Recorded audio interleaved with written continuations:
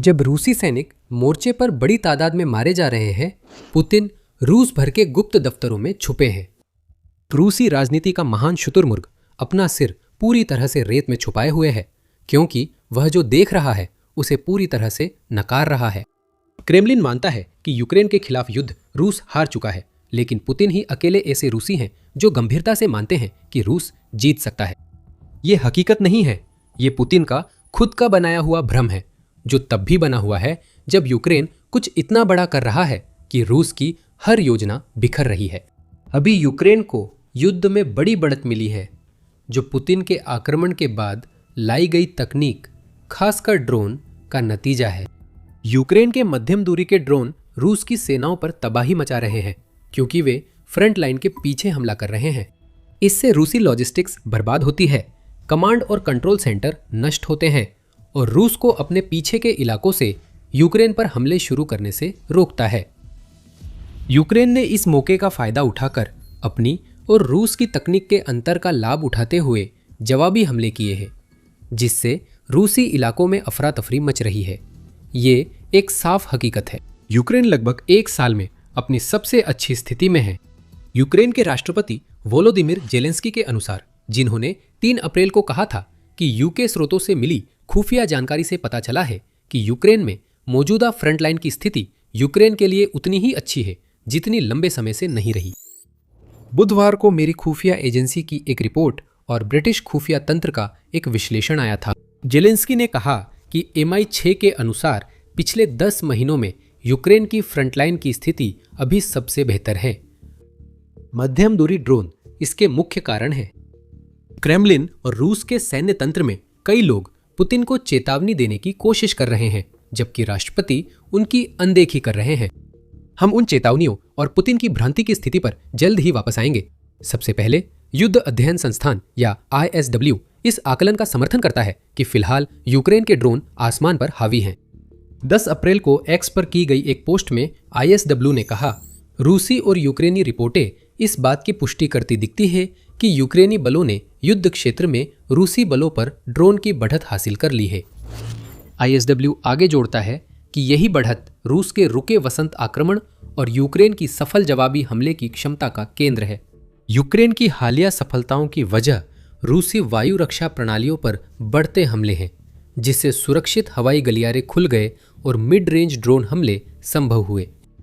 Atlantic council आगे जोड़ता है कि ड्रोन मोर्चे पर वर्षों तक चली जवाबी लड़ाई के बाद यूक्रेन ने रूस के मुकाबले स्पष्ट रूप से बढ़त हासिल कर ली है।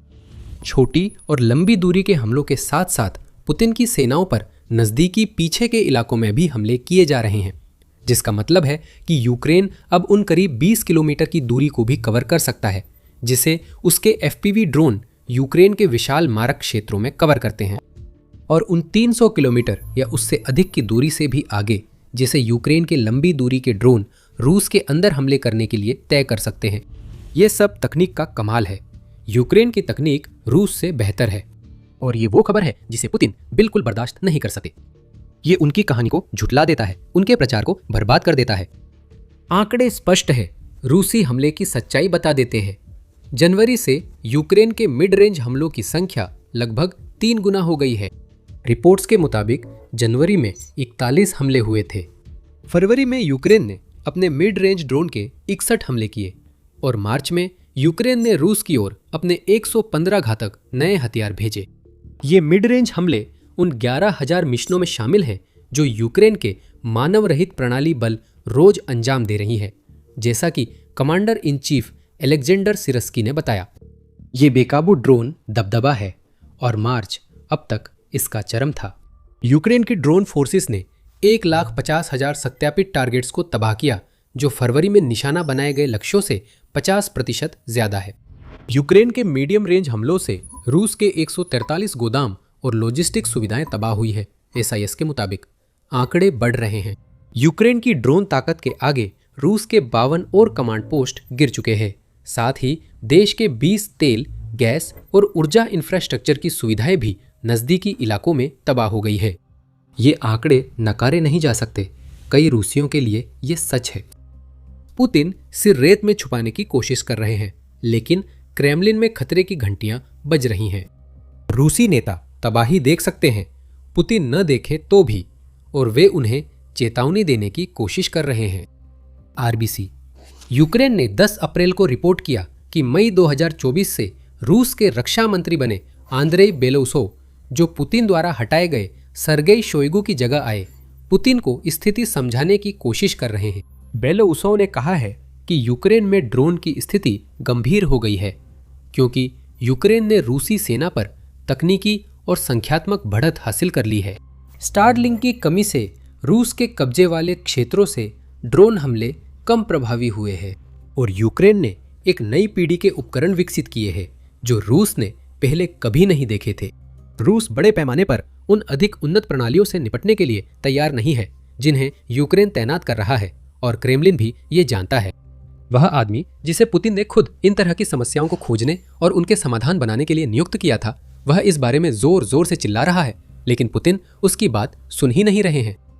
बेलोउसोव असल में इन सब बातों से यही कह रहे हैं कि युद्ध जैसी स्थिति अभी है रूस के लिए हार चुका है, जब तक कि पुतिन देश के सैनिकों को अपनी बनाई हुई कत्लगाह में झोंकने के अलावा कुछ और कर सके। अगर बेलोउसोव पुतिन को खबर शांतिपूर्वक दे रहे हैं तो रूस में कई लोग इससे ज्यादा गुस्से में हैं।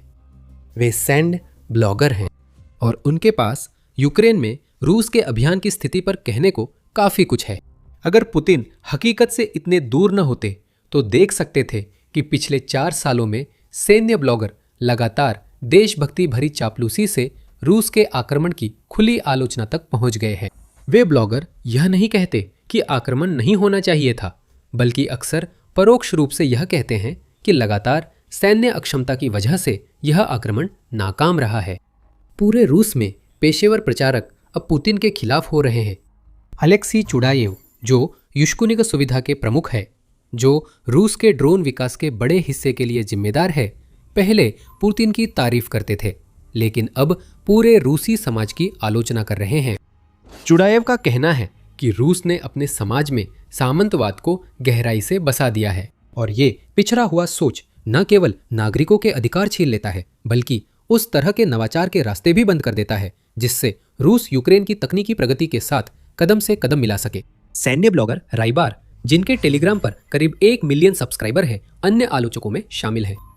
अब वो और दूसरे लोग कह रहे हैं कि यूक्रेन में रूस का हमला रुक गया है। वे लामबंद होकर संभावित लामबंदी का विरोध कर रहे हैं, ये दावा करते हुए कि वर्तमान परिस्थितियों में ये बेकार होगी, और वे यहाँ तक आरोप लगा रहे हैं कि पुतिन के जनरल मोर्चे पर उनसे सच्चाई छुपा रहे हैं ताकि रूसी राष्ट्रपति अपने भ्रम के समुद्र में खोए हुए आगे बढ़ते रहें। रणनीतियों, कमांडरों और पुतिन ने रूस का जो ढांचा खड़ा किया है कि खुलेआम आलोचना की जा रही है, और ये आलोचना क्रेमलिन के समर्थकों द्वारा की जा रही है। ये समर्थक पुतिन के प्रति किसी दुर्भावना के कारण ऐसा नहीं कर रहे हैं, उनका अधिनायकवाद ही उन्हें टिकाए हुए है। वे चाहते हैं कि पुतिन जमीनी हकीकत माने और समझें कि जिन रणनीतियों से 1.3 मिलियन से ज़्यादा हताहत हुए हैं और आगे भी बहुत और होंगे, वे पहले भी नाकाम रहीं और अब यूक्रेन की बड़ी ड्रोन क्षमता के कारण बिल्कुल भी काम नहीं आएंगी। रूस के लिए हालात बदलने लगे हैं, लेकिन हालत और बिगड़ गई है। यूक्रेन मोर्चे पर तकनीकी बढ़त का इस्तेमाल आगे और पीछे दोनों जगह कर रहा है। उसके लिए रक्षा और आक्रमण दोनों प्रभावी है। अब हम आपको इसका मतलब समझाएंगे। एक छोटी सूचना, आप द मिलिट्री शो देख रहे हैं। ऐसे और विश्लेषणों के लिए चैनल सब्सक्राइब करें ताकि कोई वीडियो मिस न हो। रक्षात्मक मोर्चे पर यूक्रेन की ड्रोन बढ़त अब उसकी आक्रामक बढ़त जितनी अहम है। यूक्रेनी इंटरसेप्टर ड्रोन, जो सस्ते और बेहद प्रभावी हैं, अब रूस के लंबी दूरी के अटैक ड्रोन को पहले से कहीं ज़्यादा मार गिरा रहे हैं। फिर से आंकड़े झूठ नहीं बोलते। यूक्रेन ने जनवरी में रूस के 2,975 ड्रोन को इंटरसेप्ट किया। यह संख्या फरवरी में बढ़कर 3,679 हो गई। मार्च में यूक्रेन ने रूस के 7,674 ड्रोन को बिना नुकसान पहुंचाए गिरा दिया। ISW रिपोर्ट के अनुसार यह संख्या तेजी से बढ़ी। इस युद्ध क्षेत्र में हुए बदलाव को कम मत आंकिए। रूस यूक्रेन पर ड्रोन हमले इसलिए कर रहा है ताकि वो वही हासिल कर सके जो यूक्रेन रूस की सेना के खिलाफ कर रहा है। शाहिद ड्रोन यूक्रेन के बुनियादी ढांचे और सैन्य ठिकानों को नष्ट कर नागरिकों में दहशत और ऊर्जा नेटवर्क बाधित करते हैं। ये यूक्रेन की रक्षा कमजोर करने के लिए किया जाता है। लेकिन अब जैसे जैसे यूक्रेन की अवरोधन दर बढ़ रही है और रूस को यूक्रेन द्वारा युद्ध के मैदान में लाई गई तकनीकी प्रगति का कोई जवाब नहीं मिल रहा है, ये सब उसके हाथ से फिसलता जा रहा है। यूक्रेन रूस के पीछे के इलाकों में सेंध लगा रहा है। रूस यूक्रेन के खिलाफ वही करने में नाकाम है। पुतिन ने इस पर क्या प्रतिक्रिया दी?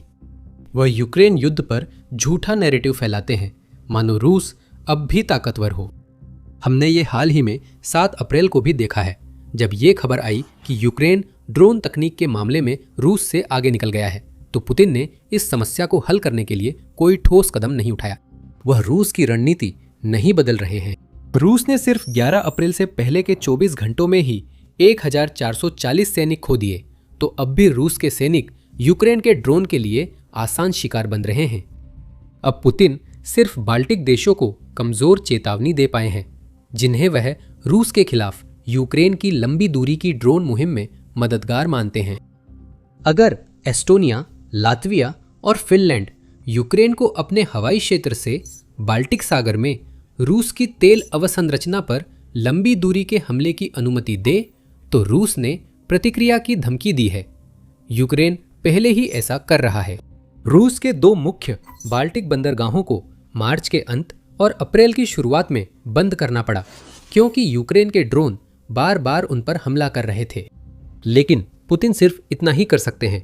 वो हमेशा की तरह वही धमकियां देते रहते हैं, जबकि वो अपने सामने खड़ी असली समस्या को पूरी तरह से गलत समझते हैं और नजरअंदाज कर देते हैं। पुतिन को बाल्टिक देशों की यूक्रेन मदद की चिंता नहीं करनी चाहिए।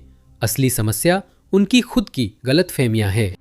सबसे बड़ी गलतफहमी यह है कि रूस वह युद्ध जीत सकता है जिसे पुतिन ने शुरू किया था। 9 अप्रैल को ब्रिटिश अखबार द स्टैंडर्ड के डिफेंस एडिटर रॉबर्ट फॉक्स ने पुतिन की हकीकत स्वीकार न करने की जिद उजागर की। वे रूस के अंदर गहराई तक हमला कर रहे हैं और इससे असली नुकसान हो रहा है। फॉक्स यूक्रेन के बारे में कहते हैं और फिर जोड़ते हैं, लेकिन समस्या यह है कि जबकि यह नुकसान रूसी अखबारों में आ रहा है, पुतिन खुद इस बारे में पूरी तरह इनकार कर रहे हैं। यही बात है। यहाँ तक कि जब रूसी मीडिया, देश के सैन्य ब्लॉगर और यहाँ तक कि उनके अपने रक्षा मंत्री भी उन्हें चेतावनी दे रहे हैं, पुतिन किसी की भी बात सुनने से इनकार कर रहे हैं। अब वे अकेले रूसी हैं जो मानते हैं युद्ध जीता जा सकता है, जबकि क्रेमलिन भी कह रहा है कि यूक्रेन में हालात गंभीर हैं। अब सवाल यह है कि पुतिन कब तक हकीकत से मुंह मोड़े रह सकते हैं, जब उनके चारों ओर सब कुछ बिखर रहा है। मार्च में रूस की मासिक हताहत दर 29% बढ़कर रिकॉर्ड तोड़ 35,351 तक पहुंच गई, जिनमें से 96% हताहत ड्रोन के कारण हुए। उसी महीने रूस ने 2026 में एक ही दिन में सबसे ज्यादा हताहतों का अपना रिकॉर्ड भी तोड़ दिया, जब 17 मार्च को उसने 1710 सैनिक खो दिए। हम जानते हैं कि युद्ध में मौतें पुतिन पर असर नहीं डालेंगी, चाहे संख्या कितनी भी हो। वह अपने सैनिकों को तोप का चारा समझते हैं, इसलिए वे वही कर रहे हैं जो वह उनसे उम्मीद करते हैं।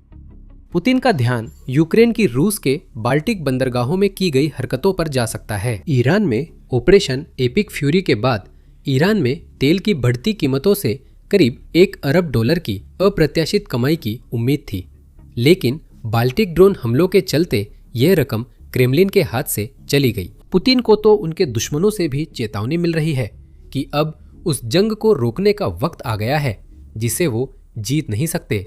फ्रांस के यूरोप और विदेश मामलों के मंत्री जीन नोएल बैरो ने मार्च में यूरोपीय संघ द्वारा नए प्रतिबंधों की घोषणा के वक्त पुतिन को साफ साफ बता दिया था कि उन्हें किसका सामना करना पड़ेगा।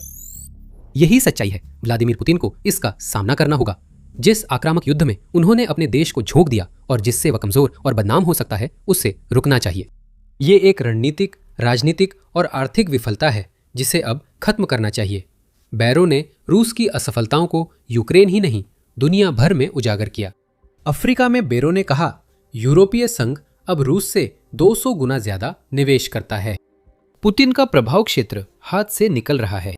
वेनेजुएला में निकोलस मादुरो, ईरान में अली खामेनेई और सीरिया में बशर अल असद की हारों से रूस का वैश्विक प्रभाव और कमजोर हुआ है।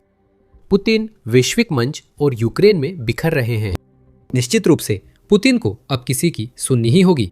उनके मंत्री, रूसी सैन्य ब्लॉगर, विदेशी मंत्री, जलता तेल, मारे गए रूसी सैनिक, रूस के बैंक बैलेंस में पड़ा घाटा और यूक्रेन के मिड रेंज ड्रोन की आवाज जब वे पास के इलाकों में संपत्तियां नष्ट करते हैं।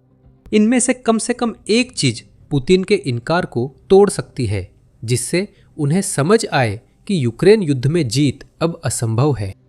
आप ऐसा सोचेंगे, है ना? लेकिन पुतिन अभी भी अपने भ्रम में बंद हैं और ये उन्हें ऐसे कदम उठाने के लिए मजबूर कर रहा है जो उन्हें ताकत के दम पर उठाए गए कदम लगते हैं, लेकिन वास्तव में वे उन सभी के लिए हताशा के संकेत हैं जो यूक्रेन में रूस की कई विफलताओं पर ध्यान दे रहे हैं। जब पुतिन ने 2025 के अंत में रूस में अपना नव वर्ष का संबोधन दिया तो उन्होंने रूसी जनता से कहा कि खुद उन्हें और उनसे आगे सबको रूस की सेना और उसकी जीत पर विश्वास करना चाहिए। ये वही समय था जब रूस ऐसे इलाकों पर कब्जा करने का दिखावा कर रहा था जो उसके पास थे ही नहीं। 2026 में यूक्रेन की ड्रोन बढ़त और स्पष्ट होती गई। पुतिन रूस की निश्चित जीत की कमजोर होती कहानी को जोड़ने की कोशिश कर रहे हैं। मार्च के अंत में हमने देखा कि 2026 में रूसी हताहतों के लिए यह रिकॉर्ड तोड़ महीना था। पुतिन ने अपनी रणनीतियों से सैनिकों की भारी मौतों के बाद यूक्रेन को डोनबास छोड़ने के लिए 2 महीने की डेडलाइन दी। अगर यूक्रेन मना कर देता है तो क्या होगा? रूस हमला करेगा और किसी तरह जीत जाएगा। रूस ऐसा कैसे करेगा जब मार्च में शुरू किया गया वसंत हमला कोई असली सफलता नहीं दिला पाया है और यूक्रेन मध्यम दूरी के ड्रोन से रूस के पिछले इलाकों को तबाह कर रहा है? यह किसी की भी समझ से बाहर है। उस हमले की बात करें तो 25 मार्च को यूनाइटेड 24 मीडिया ने बताया कि पुतिन के लिए असल में हालात कैसे चल रहे हैं। इसने बताया कि यूक्रेन ने सिर्फ 3 दिनों में रूस की 1 हफ्ते की भर्ती के बराबर नए रंग रूटों को खत्म कर दिया और इन कारनामों को उस दिन के रिकॉर्ड तोड़ 1710 हताहतों ने उजागर किया, जिसका हमने पहले जिक्र किया था। वसंत हमले में पुतिन के प्यादों का गंदा कत्लेआम हो रहा है, जिन्हें मोर्चे और पीछे दोनों जगह कुचला जा रहा है। लेकिन वे इससे बेहतर की उम्मीद कैसे कर सकते थे? इस इनकार और भ्रांति के अलावा पुतिन एक अस्वस्थ किस्म की सनक में डूबे हुए हैं, जिसका मतलब ये हो सकता है कि उन्हें मोर्चे पर असल में क्या हो रहा है इसकी कोई सच्ची जानकारी ही नहीं है। ये वो आदमी है जो न तो मोबाइल फोन इस्तेमाल करता है और न ही इंटरनेट, जैसा कि बिजनेस इनसाइडर ने 2023 की एक रिपोर्ट में बताया था। बल्कि ये भी दावा किया गया कि पुतिन केवल तभी जंग के मैदान की जानकारी लेते हैं जब वो उनके सबसे करीबी लोगों द्वारा दी जाती है। पुतिन ने अपने चारों ओर सूचना का शून्य बना लिया है और जो इसे भेदने की कोशिश करता है वह ज्यादा समय तक नहीं टिकता। मिस्टर बोरिसोव, शायद आपको रूस की ड्रोन तकनीक की स्थिति इतनी साफ नहीं बतानी चाहिए थी। हो सकता है कि आपके भविष्य में खिड़की से गिरना लिखा हो, या अगर आप भाग्यशाली हैं तो वही आदमी जो पूरे क्रेमलिन में भ्रष्टाचार को बढ़ावा देता है उसी की तरफ से आपके ऊपर झूठा भ्रष्टाचार का आरोप लग सकता है। कुछ अफवाहें हैं कि पुतिन ने रूस के ओलिगार्क से यूक्रेन युद्ध के लिए फंडिंग मांगी, लेकिन पॉलिटिको के अनुसार पुतिन ने इनकार किया है। फिर भी इससे यह तो साबित होता है कि उन्हें कम से कम इस बात की समझ है कि युद्ध कितनी बुरी तरह से असफल रहा है। रूस को उस सैन्य अभियान के लिए ज्यादा पैसे मांगने की जरूरत नहीं पड़नी चाहिए थी जो कुछ दिनों में खत्म होना था, लेकिन 4 साल बाद हालात और खराब हो गए हैं। मंगलवार को फाइनेंशियल टाइम्स की एक रिपोर्ट ने दुनिया भर का ध्यान खींचा। राष्ट्रपति डोनाल्ड ट्रंप चीन की हाई प्रोफाइल यात्रा से लौटे, जहां उन्होंने शी जिनपिंग से व्यापक बातचीत की। उन बातचीत के दौरान एफटी ने दावा किया कि शी जिनपिंग ने यह टिप्पणी की थी कि रूसी राष्ट्रपति व्लादिमीर पुतिन को यूक्रेन पर अपने आक्रमण का पछतावा हो सकता है। यह एक सनसनीखेज बयान है। स्वाभाविक रूप से इसने दुनिया भर में सुर्खियां बटोरी और विश्लेषण व टिप्पणियों की बाढ़ आ गई। CNN के ओप एड में ब्रेट एच मैगर्क ने कहा कि युद्ध के नए रुझान दिखाते हैं कि वह सही है और यह ट्रंप की कूटनीति को युद्ध खत्म करने का नया मौका देता है, लेकिन इस बार पिछले प्रयासों से अलग तरह से। आइए मैगर्क के तर्क को समझते हैं और देखते हैं कि यह युद्ध की दिशा के बारे में क्या संकेत देता है। अगर आप दशकों से अमेरिकी राजनीति देख रहे हैं तो मैगर्क आपके लिए अनजान नहीं है।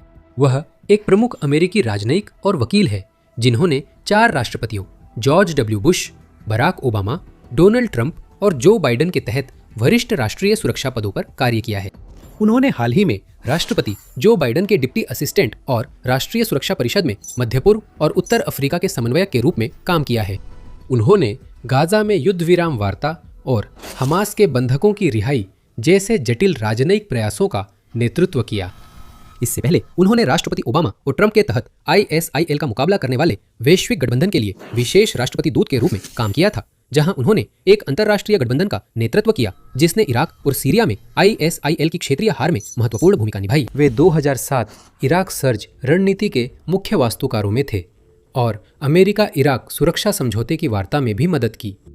तो भले ही उनकी विशेषज्ञता मुख्य रूप से मध्य पूर्व क्षेत्र में है, लेकिन वे निश्चित रूप से जटिल वार्ताओं और उन्हें मजबूत स्थिति से अंजाम तक पहुंचाने के लिए क्या चाहिए इसमें बेहद पारंगत है।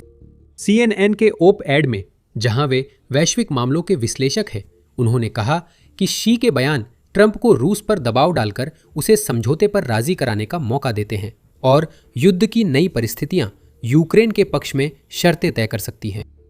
अब ये ध्यान देने योग्य है कि ट्रंप और वरिष्ठ चीनी अधिकारियों दोनों ने स्पष्ट रूप से इनकार किया है कि शी ने ऐसी कोई बात कही है। FT के मुताबिक शी के बयान बीजिंग शिखर सम्मेलन के अमेरिकी आकलन से परिचित लोगों ने बताए थे। इसने उनके नाम नहीं बताए। हालांकि उसी लेख में यह भी उल्लेख किया गया है कि चीनी विदेश मंत्रालय ने इस रिपोर्ट को पूरी तरह से झूठा बताया था और ट्रंप ने पत्रकारों से कहा था, नहीं, उन्होंने ऐसा कभी नहीं कहा। व्हाइट हाउस की बीजिंग शिखर सम्मेलन फैक्टशीट में पुतिन या यूक्रेन युद्ध की चर्चा नहीं थी। चीनी विदेश मंत्रालय के प्रवक्ता गुओ जिएछिन ने बाद में इस इनकार को दोहराया और पत्रकारों से कहा कि आपने जो जानकारी बताई है वह तथ्यों से मेल नहीं खाती और पूरी तरह से मनगढ़ंत है। आमतौर पर शब्दों को लेकर सतर्क रहने वाले चीनी नेता का इतना सीधा बयान दुर्लभ है। FT लेख स्वीकार करता है कि उसके सूत्रों के अनुसार यह टिप्पणी यूक्रेन की स्थिति पर शी जिनपिंग द्वारा ट्रंप के पूर्ववर्ती जो बाइडेन के साथ बातचीत के दौरान की गई किसी भी टिप्पणी से कहीं आगे जाती है। फिर भी डोनाल्ड ट्रंप ने यह भी कहा है कि उसी शिखर सम्मेलन के दौरान शी जिनपिंग ने उनसे कहा था कि अमेरिका एक पतनशील राष्ट्र है और ट्रंप का कहना है कि वह इस बात से सहमत थे। यह भी शी जिनपिंग के लिए असामान्य रूप से स्पष्टवादी बयान होगा, जो FT की रिपोर्ट को और अधिक विश्वसनीयता देता है। दूसरी ओर ऐसा बयान लगभग निश्चित रूप से कुछ असहजता पैदा करता जब व्लादिमीर पुतिन इस हफ्ते बीजिंग में शी जिनपिंग के साथ अपने शिखर सम्मेलन के लिए पहुंचे। कोई असहजता नहीं दिखी। रूसी और चीनी सोशल मीडिया व्लादिमीर पुतिन के कार्यक्रम के दौरान जैकेट उतारने की बात पर इतरा रहे हैं। रूसी संस्कृति में यह जाहिर तौर पर इस बात का संकेत है कि कोई व्यक्ति सुरक्षित और सहज महसूस कर रहा है। तो कौन सच में जानता है कि शी जिनपिंग ने वाकई ऐसा कहा था या नहीं? मैककर्क इसे एक तथ्य के रूप में मानते हैं। इससे भी महत्वपूर्ण बात यह है कि वे कहते हैं कि युद्ध में मौजूदा रुझान इस बयान का समर्थन करते हैं। पुतिन को उम्मीद थी कि 2026 में उनकी सेनाएं संख्या और जनशक्ति में अपनी बढ़त के दम पर मोर्चा तोड़कर पूर्वी यूक्रेन के विवादित क्षेत्रों पर कब्जा कर लेंगी, लेकिन ऐसा नहीं हुआ है, कम से कम अभी तक नहीं। असल में रूस पीछे जाता हुआ दिखाई दे रहा है। युद्ध अध्ययन संस्थान या ISW द्वारा किए गए एक आकलन से पता चलता है कि अप्रैल में यूक्रेन ने शुद्ध क्षेत्रीय लाभ प्राप्त किया और रूस को शुद्ध क्षेत्रीय नुकसान हुआ, जो 2024 में यूक्रेन द्वारा रूस के कुर्स्क क्षेत्र में घुसपैठ के बाद पहली बार हुआ है।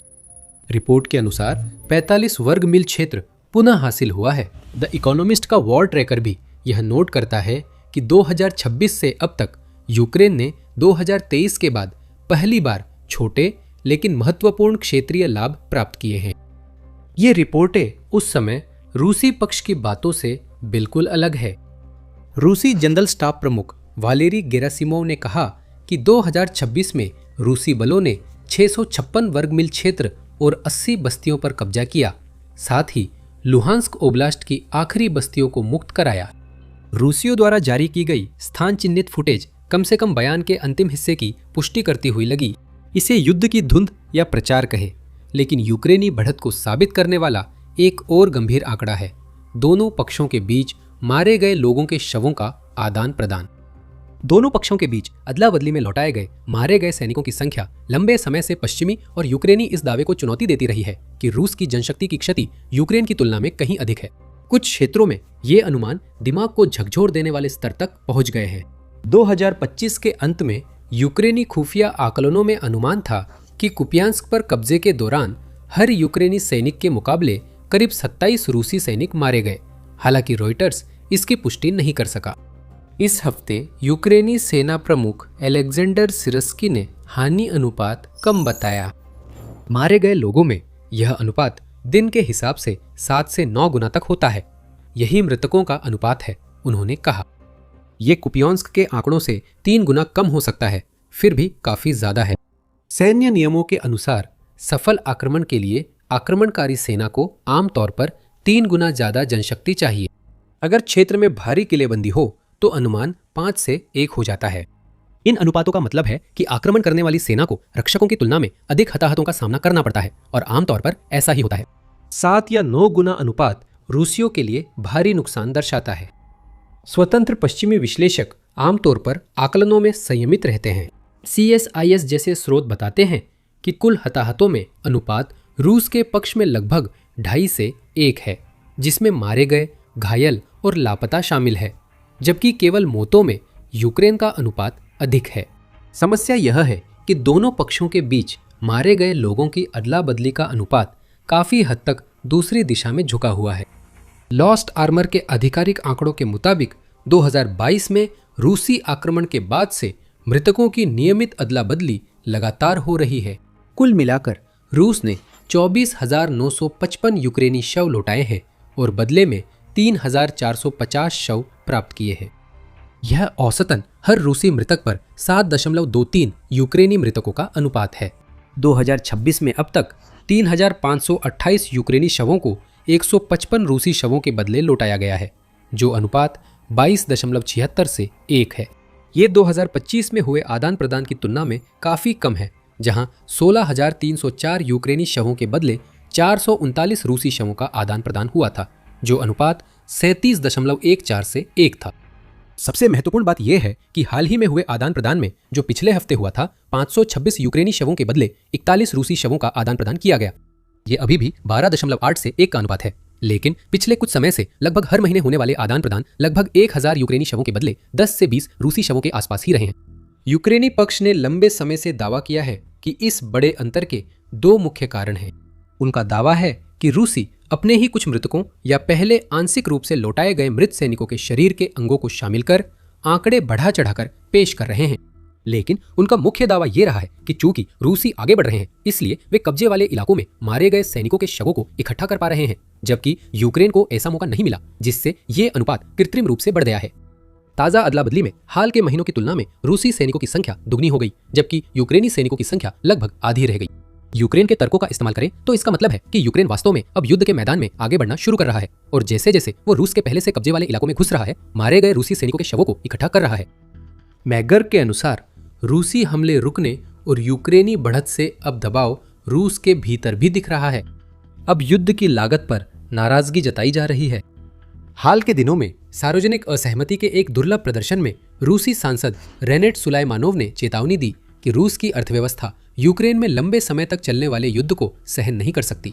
उन्होंने बताया कि अब संघीय बजट का 40% रक्षा व सुरक्षा में जा रहा है, जो सामाजिक खर्च से 1.5 गुना अधिक है। सुलाइमानोव ने कहा कि यह भारी खर्च महंगाई बढ़ाता है, निवेश और सामाजिक कार्यक्रमों को पीछे धकेलता है और आर्थिक विकृतियां लाता है। उन्होंने कहा कि टैंक और गोले उपभोक्ता के लिए बेकार है। ऐसी टिप्पणियों से अक्सर लोग 24वीं मंजिल की खिड़की से गलती से गिर जाते हैं। सुलाइमानोव का इन्हें इतनी सार्वजनिक रूप से कहना साहसिक है, और यह इस बात का पक्का संकेत है कि लंबे समय से चल रहे युद्ध के कारण रूसी अर्थव्यवस्था पर दबाव बढ़ता जा रहा है। एक और साफ संकेत है पुतिन की तेजी से गिरती अप्रूवल रेटिंग। रूसी सरकारी जनमत सर्वेक्षक VTSIOM के अनुसार अप्रैल 2026 के अंत में पुतिन की लोकप्रियता 65.6% तक गिर गई, जो यूक्रेन युद्ध शुरू होने के बाद सबसे कम है। दिसंबर 2025 से 12% अंक से अधिक की गिरावट के कारण राज्य नियंत्रित सर्वेक्षण एजेंसी ने भविष्य में जनमत की दिशा नियंत्रित करने के लिए सर्वेक्षण पद्धति में बदलाव किया। मैगर के अनुसार यूक्रेन के ड्रोन इस दबाव के मुख्य कारण हैं, जिन्हें वह फोर्स मल्टीप्लायर कहते हैं। मैगर लिखते हैं कि आज यूक्रेन एक ऐसा देश नहीं लगता जो किसी तरह टिके रहने की कोशिश कर रहा है, बल्कि वह एक सैन्य नवप्रवर्तक की तरह दिखता है जो बड़े पैमाने पर स्वायत्त प्रणालियों के जरिए युद्ध की प्रकृति को बदल रहा है। इसने यह धारणा बदल दी कि सिर्फ रूस की जनशक्ति निर्णायक होगी। यूक्रेन ने मोर्चे पर 10 से 15 किलोमीटर यानी 6.2 से 9.3 मील का किल जोन बना लिया है, जहां रूस अब लगातार ड्रोन हमलों की चपेट में आए बिना आगे नहीं बढ़ सकता। ये सही है, पर जरूरी नहीं कि ठोस तर्क हो। पेंटागन इंस्पेक्टर जनरल की ऑपरेशन अटलांटिक रिजोल्व पर ताज़ा तिमाही रिपोर्ट के अनुसार रूस ने सामरिक ड्रोन तैनाती में सापेक्ष समानता हासिल कर ली है। रिपोर्ट में कहा गया है कि रूस के पास तेज आक्रामक कार्रवाई की अधिक क्षमता है और वह direct fire, logistics, force generation व प्रोटेक्शन में बढ़त बनाए हुए हैं। अगर आप सबसे महत्वपूर्ण सैन्य खबरों के रोजाना अपडेट चाहते हैं तो अभी सब्सक्राइब बटन पर क्लिक करें। मिलिट्री शो में हम सिर्फ हेडलाइंस की कॉपी पेस्ट नहीं करते, हम आपको असली कहानी और उसका महत्व बताते हैं। चैनल सब्सक्राइब करें ताकि अपडेट न छूटे। रूस ने फ्रंट लाइन पर किल जोन बना दिए हैं, जिससे यूक्रेनी सेना के लिए आगे बढ़ना उतना ही मुश्किल और महंगा है जितना रूसियों के लिए। ड्रोन युद्ध में फ्रंट लाइन पर गतिरोध है, लेकिन यूक्रेन द्वारा रूस के अंदर लंबी दूरी के हमले बढ़ रहे हैं और इनका असर भी गंभीर होता जा रहा है। मैगर के शब्दों का इस्तेमाल करें तो अब यूक्रेनी ड्रोन नियमित रूप से रूस के अंदर गहराई तक हमला कर रहे हैं, जिनका निशाना सैन्य हवाई अड्डे, फैक्ट्रियां, ऊर्जा अवसंरचना, गोला बारूद डिपो और लॉजिस्टिक्स हब है। यूक्रेनी ड्रोन की मॉस्को तक पहुंचने की क्षमता ने कथित तौर पर पुतिन की राजधानी में विजय दिवस समारोह के दौरान अस्थायी युद्ध विराम में रुचि बढ़ा दी, जिससे बिना किसी खतरे के परेड हो सके और ड्रोन अचानक कहीं से आकर इस आयोजन को खराब न कर दे। ये यूक्रेनी ड्रोन हमले हाल में बड़ी समस्या बन गए हैं, इसे कम करके बताया जा रहा है।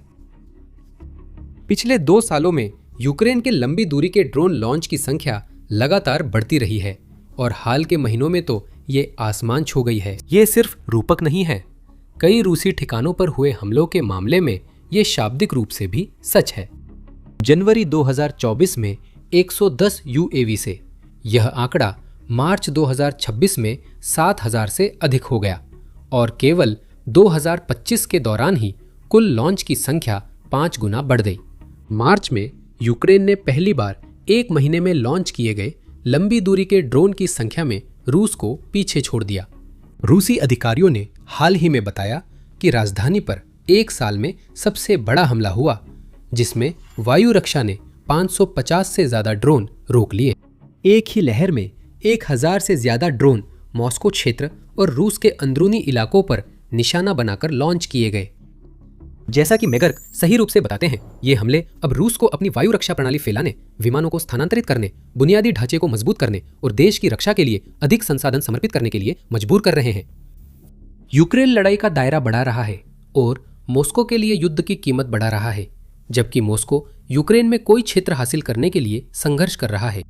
मैगर कहते हैं कि पुतिन को एक रणनीतिक हार का सामना करने के लिए मजबूर किया जा रहा है।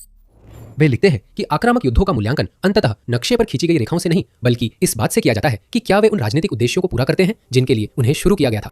आक्रमण के समय पुतिन के युद्ध के उद्देश्य यूक्रेन को पूरी तरह अधीन करना, नाटो को एक गठबंधन के रूप में कमजोर करना और रूस को एक प्रमुख यूरेशियाई शक्ति के रूप में पुनर्स्थापित करना शामिल थे। अब ये उद्देश्य मॉस्को के लिए दूर होते जा रहे हैं। मैगर के अनुसार अब युद्ध और परिणाम पूर्वी यूक्रेन के डोनबास क्षेत्र पर केंद्रित है, क्योंकि रूसी सेना के लिए कीव पर कब्जा संभव नहीं, जो पुतिन का शुरुआती उद्देश्य था। फ्रंट लाइनें डोनबास के अलावा खार्किव, सुमी, निप्रोपेट्रोव्स्क, जापोरिजिया और खेरसोन ओब्लास्ट में भी सक्रिय है, लेकिन मूल भावना सही है।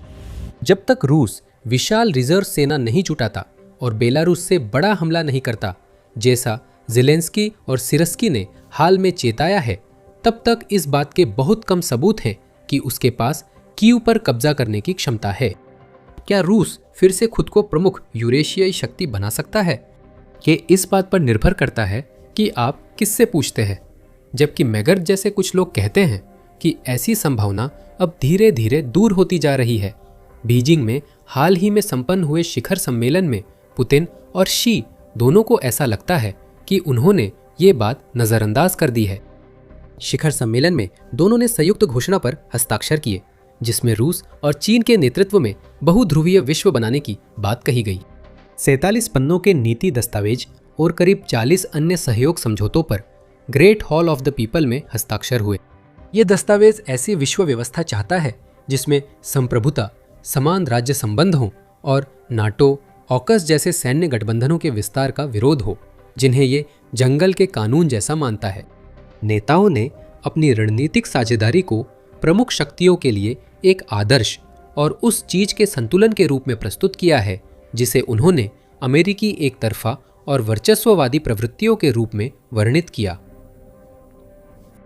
नाटो को कमजोर करने के संदर्भ में यह कहा जा सकता है कि हाल के समय में किसी न किसी रूप में यह गठबंधन कमजोर हुआ है। हालांकि यह बहुत बहस का विषय है कि इसमें रूस की कोई भूमिका है या नहीं। डोनाल्ड ट्रंप नेटो के खास प्रशंसक नहीं रहे। उन्होंने और उनके प्रशासन के वरिष्ठ सदस्य जैसे विदेश मंत्री मार्को रूबियो व युद्ध मंत्री पीट हेग्सेथ ने कई बार अमेरिका के गठबंधन में अत्यधिक योगदान पर सवाल उठाए हैं। डोनाल्ड ट्रंप खास तौर पर इस बात से नाखुश थे कि अमेरिका के यूरोपीय नाटो साझेदार उनके ईरान के साथ संघर्ष और होर्मुज जलडमरू मध्य को खोलने की उनकी कोशिशों में शामिल होने के लिए तैयार नहीं थे, जिसे ईरान ने अमेरिका और इजराइल के हमलों के जवाब में बंद कर दिया था। अप्रैल में डोनाल्ड ट्रंप ने धमकी दी थी कि अगर नाटो के सदस्य होर्मुज जलडमरू मध्य को फिर से खोलने में मदद नहीं करते हैं तो अमेरिका नाटो में अपनी भूमिका कम कर देगा या यहां तक कि गठबंधन से बाहर भी हो सकता है। फिर भी व्लादिमीर पुतिन के यूक्रेन पर हमले ने गठबंधन को कमजोर नहीं बल्कि मजबूत किया है। ब्रेट मैकगर्ग के अनुसार ट्रंप की आलोचना के बावजूद नाटो अब रूस के आक्रमण के समय से बड़ा है। फिनलैंड और स्वीडन के शामिल होने से गठबंधन मजबूत हुआ है और यूरोपीय नाटो देशों में रक्षा खर्च बढ़ा है। इस प्रकार रूस के लिए भारी और बढ़ते नुकसान के बावजूद व्लादिमीर पुतिन के पास यूक्रेन में अपनी जंग के लिए दिखाने को बहुत कम है और जैसा कि वे निष्कर्ष निकालते हैं, हालात हर महीने और भी खराब होते जा रहे हैं। यह विस्तार से बताने के बाद कि वह क्यों मानते हैं कि रूस कमजोर स्थिति में है और इसीलिए एक नुकसानदेह युद्ध समझौता करने के लिए मजबूर हो सकता है, ब्रेट मैकगर्ग अब अपने तर्क के मुख्य बिंदु पर आते हैं। चीन के लिए इसका क्या अर्थ है और ट्रंप इसका उपयोग पुतिन पर समझौता थोपने में कैसे कर सकते हैं। शी जिनपिंग ने 2027 तक ताइवान पर कब्जा करने के लिए पीपुल्स लिबरेशन आर्मी को तैयार रहने का आदेश दिया है, लेकिन उनकी सेना युद्ध में परखी नहीं गई है और यूक्रेन दिखा रहा है कि किसी दृढ़ रक्षक के खिलाफ तेज राजनीतिक पतन हासिल करना कितना मुश्किल है। अगले 6 महीनों में शी जिनपिंग इन रुझानों का अध्ययन कर ताइवान पर अपनी योजनाओं के फायदे नुकसान का आकलन करेंगे। मैकगर्ग के अनुसार इससे अमेरिका को शी जिनपिंग की सतर्कता बढ़ाने और पुतिन पर दबाव डालने का अच्छा मौका मिलता है। इस समय समझदारी भरा कदम यह है कि नाटो और यूक्रेन के लिए उसके समर्थन को मजबूत किया जाए ताकि पुतिन को यह दिखाया जा सके कि उसके पास फिर से बढ़त हासिल करने का कोई मौका नहीं है और शी जिनपिंग को यह संदेश दिया जा सके कि ताइवान पर कोई भी कदम उठाने पर एक समन्वित प्रतिक्रिया मिलेगी। वे सही कहते हैं। ट्रंप का उद्देश्य यूक्रेन युद्ध को कूटनीतिक समझौते से खत्म करना है, जिसमें यूक्रेन को सुरक्षा गारंटी के बदले कुछ क्षेत्र छोड़ने पड़ सकते हैं। वे बताते हैं कि कूटनीति इसलिए असफल रही क्योंकि यूक्रेन अपनी रक्षा योग्य जमीन छोड़ने को तैयार नहीं और रूस मानता है कि वह ताकत से वह जमीन ले सकता है। एक अनुभवी वार्ताकार के रूप में अपने पूरे अनुभव को दिखाते हुए वह संक्षिप्त रूप से बताते हैं कि जब दोनों पक्ष समान रूप से आत्मविश्वास से भरे हों और समय उनके दीर्घकालिक लक्ष्यों के पक्ष में हो तो निर्णायक वार्ताएं शायद ही कभी सफल होती हैं। अब जब रुझान यूक्रेन के हक में है, मैकगर्ग मानते हैं कि गतिरोध की पुरानी धारणाएं अब लागू नहीं होती। ट्रंप की कूटनीति के पीछे जो धारणा रही है उनके अपने बयानों के अनुसार वो ये है कि यूक्रेन एक छोटी शक्ति होने के नाते उसे वार्ता की मेज पर समझौते करने होंगे, वरना वो युद्ध के मैदान पर हार जाएगा। वे लिखते हैं कि जो धारणा पहले संदिग्ध थी वह अब गलत साबित हो गई है। युद्ध क्षेत्र की नई वास्तविकताएं कूटनीति के लिए नया अवसर लाती हैं। अब यूक्रेन अपनी रक्षा को लेकर पहले से ज्यादा आत्मविश्वासी है और अपने भविष्य की रक्षा के लिए वॉशिंगटन के वादों पर कम निर्भर है। अब रूस को लगातार बढ़ती हताहतों की संख्या और आर्थिक दबाव का सामना करना पड़ रहा है, जबकि किसी भी बड़ी सफलता की कोई संभावना नहीं है। मैकगर्ग के अनुसार स्थिति फिर बदल गई है। अमेरिका के ईरान के खिलाफ ऑपरेशन एपिक फ्यूरी शुरू करने के बाद से उसके समझौता प्रयास लगभग रुक गए हैं। अमेरिकी पक्ष स्वाभाविक रूप से अधिक जरूरी चिंताओं में व्यस्त रहा। अमेरिका की मध्यस्थता में आखिरी औपचारिक वार्ता फरवरी में हुई थी। तब से कम गतिविधि रही, लेकिन यह जल्दी बदल सकता है। यूरी उशाको, जो पुतिन के सबसे प्रभावशाली सहयोगियों में से एक है, ने 20 मई को कहा कि यूक्रेन के संबंध में अमेरिका के मुख्य वार्ताकार स्टीव विटकॉफ और ट्रंप के दामाद जेरेड कुशनर आने वाले हफ्तों में रूस आने की उम्मीद है। मैकगर्ग मानते हैं कि ट्रंप को अनुकूल हालात में ये मौका गंवाना नहीं चाहिए। युद्ध खत्म करने का सबसे अच्छा समय यही है, बशर्ते यूक्रेन को कमजोर न माना जाए। रूस की कमजोरी को देखते हुए अब यूक्रेन के मुफीद शर्तों पर समझौता करवाने का दबाव बनाया जा सकता है और वॉशिंगटन को इसका लाभ उठाना चाहिए, वे कहते हैं। रूस पृथ्वी का सबसे बड़ा देश है। इसका क्षेत्रफल 11 टाइम जोन, 2 महाद्वीपों और 66 लाख वर्ग मील भूमि में फैला हुआ है। ये अमेरिका से 70% बड़ा है, लेकिन इसका एक हिस्सा ऑस्ट्रेलिया के बराबर बिना युद्ध या आक्रमण के चुपचाप खो रहा है। लोग जा रहे हैं और वे वापस नहीं आ रहे हैं। ये रूसी सुदूर पूर्व, खासकर सुदूर पूर्वी संघीय जिला के बारे में है, जो रूस के क्षेत्र का 40% कवर करता है। उस क्षेत्र में केवल 80 लाख लोग रहते हैं, जो रूस की आबादी का सिर्फ 5% से थोड़ा अधिक है। ये संख्या आधुनिक रूसी इतिहास में सबसे तेज गिर रही है, देश के सुदूर उत्तर को छोड़कर किसी भी हिस्से से तेज। रूसी राष्ट्रपति व्लादिमीर पुतिन ने इसे राष्ट्रीय सुरक्षा के लिए खतरा बताया है, और वे सही हैं। ये क्षेत्र न केवल संसाधनों के लिए महत्वपूर्ण है, बल्कि पूर्व से व्यापार और जनसांख्यिकीय प्रवासन के लिए एक प्रवेश बिंदु के रूप में भी अहम है। क्रेमलिन कुछ करने की कोशिश करता है, लेकिन बड़ी समस्या आ जाती है, प्रयास असफल होता है और रूसी सुदूर पूर्व की गिरावट जारी रहती है। और इससे रूस में एक और घुसपैठ की संभावना बनती है, इस बार चीन द्वारा, जो 1860 में रूसी साम्राज्य की उपलब्धियों का ऐतिहासिक उलटफेर होगा। हमें ये दिखाने के लिए बहुत पीछे जाने की जरूरत नहीं, बस सोवियत संघ के पतन तक जाना होगा। 1989 की जनगणना के अनुसार जो क्षेत्र बाद में सुदूर पूर्वी संघीय जिला बना, वहां लगभग 1.035 करोड़ लोग थे। पुतिन के सत्ता में आने पर यह संख्या लगभग 88 लाख थी। 2025 में जनसंख्या का अनुमान केवल 78.6 लाख था। ये लगभग 25% की कमी है 35 वर्षों में। लेकिन ये मुख्य आंकड़ा छुपाता है कि कुछ क्षेत्रों में स्थिति कितनी विनाशकारी है। चुकोटका, जो रूस के सुदूर उत्तर पूर्व का एक दूरस्थ प्रायद्वीप है, ने 1991 से अपनी 68% जनसंख्या खो दी है। मगादान ओब्लास्ट, जो कभी सोवियत युग में संसाधन निकासी का केंद्र था, ने 63.6% जनसंख्या खो दी है। कामचटका में 34.6% की गिरावट आई है, जिससे साफ है कि संबंधित क्षेत्र छोड़ दिए गए हैं और वहां लौटने वाला कोई नहीं है। पुतिन के सत्ता में आने के बाद जनसंख्या में 10% गिरावट आई है और कुछ आंकड़े बताते हैं कि 2033 तक इसमें 8% और कमी हो सकती है। यह आधिकारिक अनुमान से 3 गुना ज्यादा था, जो कुछ साल पहले ही लगाया गया था, और गिरावट की गति लगातार तेज हो रही है। आज यहाँ जितने लोग हैं वो 1970 के दशक के मध्य से भी कम हैं। सोवियत राज्य ने दशकों तक और भारी संसाधनों के साथ यहाँ की आबादी बढ़ाने का प्रयास किया था, लेकिन पिछले 3 दशकों में वो सारी मेहनत लगभग पूरी तरह से बेकार हो गई है। समझने के लिए कि ऐसा क्यों हो रहा है, चलिए उस पुराने सोवियत मॉडल पर लौटते हैं, जिसे मॉस्को बार बार दोहराने की कोशिश कर असफल रहा है। सोवियत संघ ने सुदूर पूर्व क्षेत्र में आबादी बढ़ाने के लिए कई तरीकों का इस्तेमाल किया था, जिनमें से कुछ बेहद जबरदस्ती वाले थे। गुलाब मजदूरों ने सोवियत सुदूर पूर्व, खासकर उत्तर पूर्व का बुनियादी ढांचा बनाया, जबकि स्टालिन के बाद मॉडल सकारात्मक प्रोत्साहनों पर था। इस क्षेत्र में मजदूरी राष्ट्रीय औसत से 50% से लेकर 2 गुना तक अधिक थी। पूर्व में आए मजदूरों को अपने गृह क्षेत्र में आवास का अधिकार मिला था, जो सोवियत आवास प्रणाली की अहम सुरक्षा थी। उच्च मजदूरी और अपेक्षाकृत कम जीवन यापन लागत से जमा हुई बचत का मतलब था कि सुदूर पूर्व को एक अस्थायी बलिदान के रूप में देखा जाता था, जिसमें भविष्य में निश्चित लाभ की गारंटी थी। पश्चिम में, जहाँ जनसंख्या घनत्व अधिक, बेहतर बुनियादी ढांचा और अनुकूल जलवायु थी, वहां जीवन आसान था और ये सीधी प्रणाली कुछ बाधाओं के बावजूद काम करती थी। राज्य ने प्रोत्साहन दिए और संस्थागत गारंटियों को नियंत्रित किया, साथ ही सामाजिक बुनियादी ढांचे का वित्त पोषण किया, जिससे मुश्किल हालात सहने योग्य बने। इस क्षेत्र में शुद्ध प्रवासन 1980 के दशक के अंत तक सकारात्मक था। फिर सोवियत संघ के पतन के साथ वे गारंटियां अचानक गायब हो गईं। पूर्व में कई साल बिता चुके मजदूरों के पास अचानक घर लौटने पर आवास का कोई गारंटीकृत अधिकार नहीं था और उनकी बचत मुद्रास्फीति व वित्तीय संकट से खत्म हो गई। तर्कसंगत प्रतिक्रिया यही थी कि जब तक जाना संभव है तुरंत चले जाओ, और उन्होंने ठीक यही किया। 1991 में पहली बार सुदूर पूर्व से बाहर जाने वालों की संख्या प्राकृतिक जनसंख्या वृद्धि से ज्यादा हो गई और ये पलायन कभी नहीं रुका। स्थिति बदलना इसलिए मुश्किल है क्योंकि आज लोग जिन कारणों से जा रहे हैं वे उन कारणों से अलग हैं जिनकी वजह से लोग 1991 में गए थे। उस समय ये संस्थागत पतन और वित्तीय घबराहट थी। आज ये लागत लाभ का एक तर्कसंगत हिसाब है, जहां रूसी सुदूर पूर्व में जीवन महंगा, कठिन, खतरनाक और तुलनात्मक रूप से कम लाभदायक है, और ये स्थिति केवल और खराब होती जा रही है।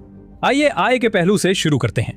1990 के दशक के मध्य में सुदूर पूर्व में वेतन अभी भी राष्ट्रीय औसत से वास्तविक रूप से अधिक था, आमतौर पर लगभग 71% ज्यादा। सोवियत युग के गुणांक और भत्तों के चलते, जो कुछ हद तक संक्रमण के बाद भी रहे, 2010 के दशक के अंत तक ये लाभ घटकर 18% रह गया।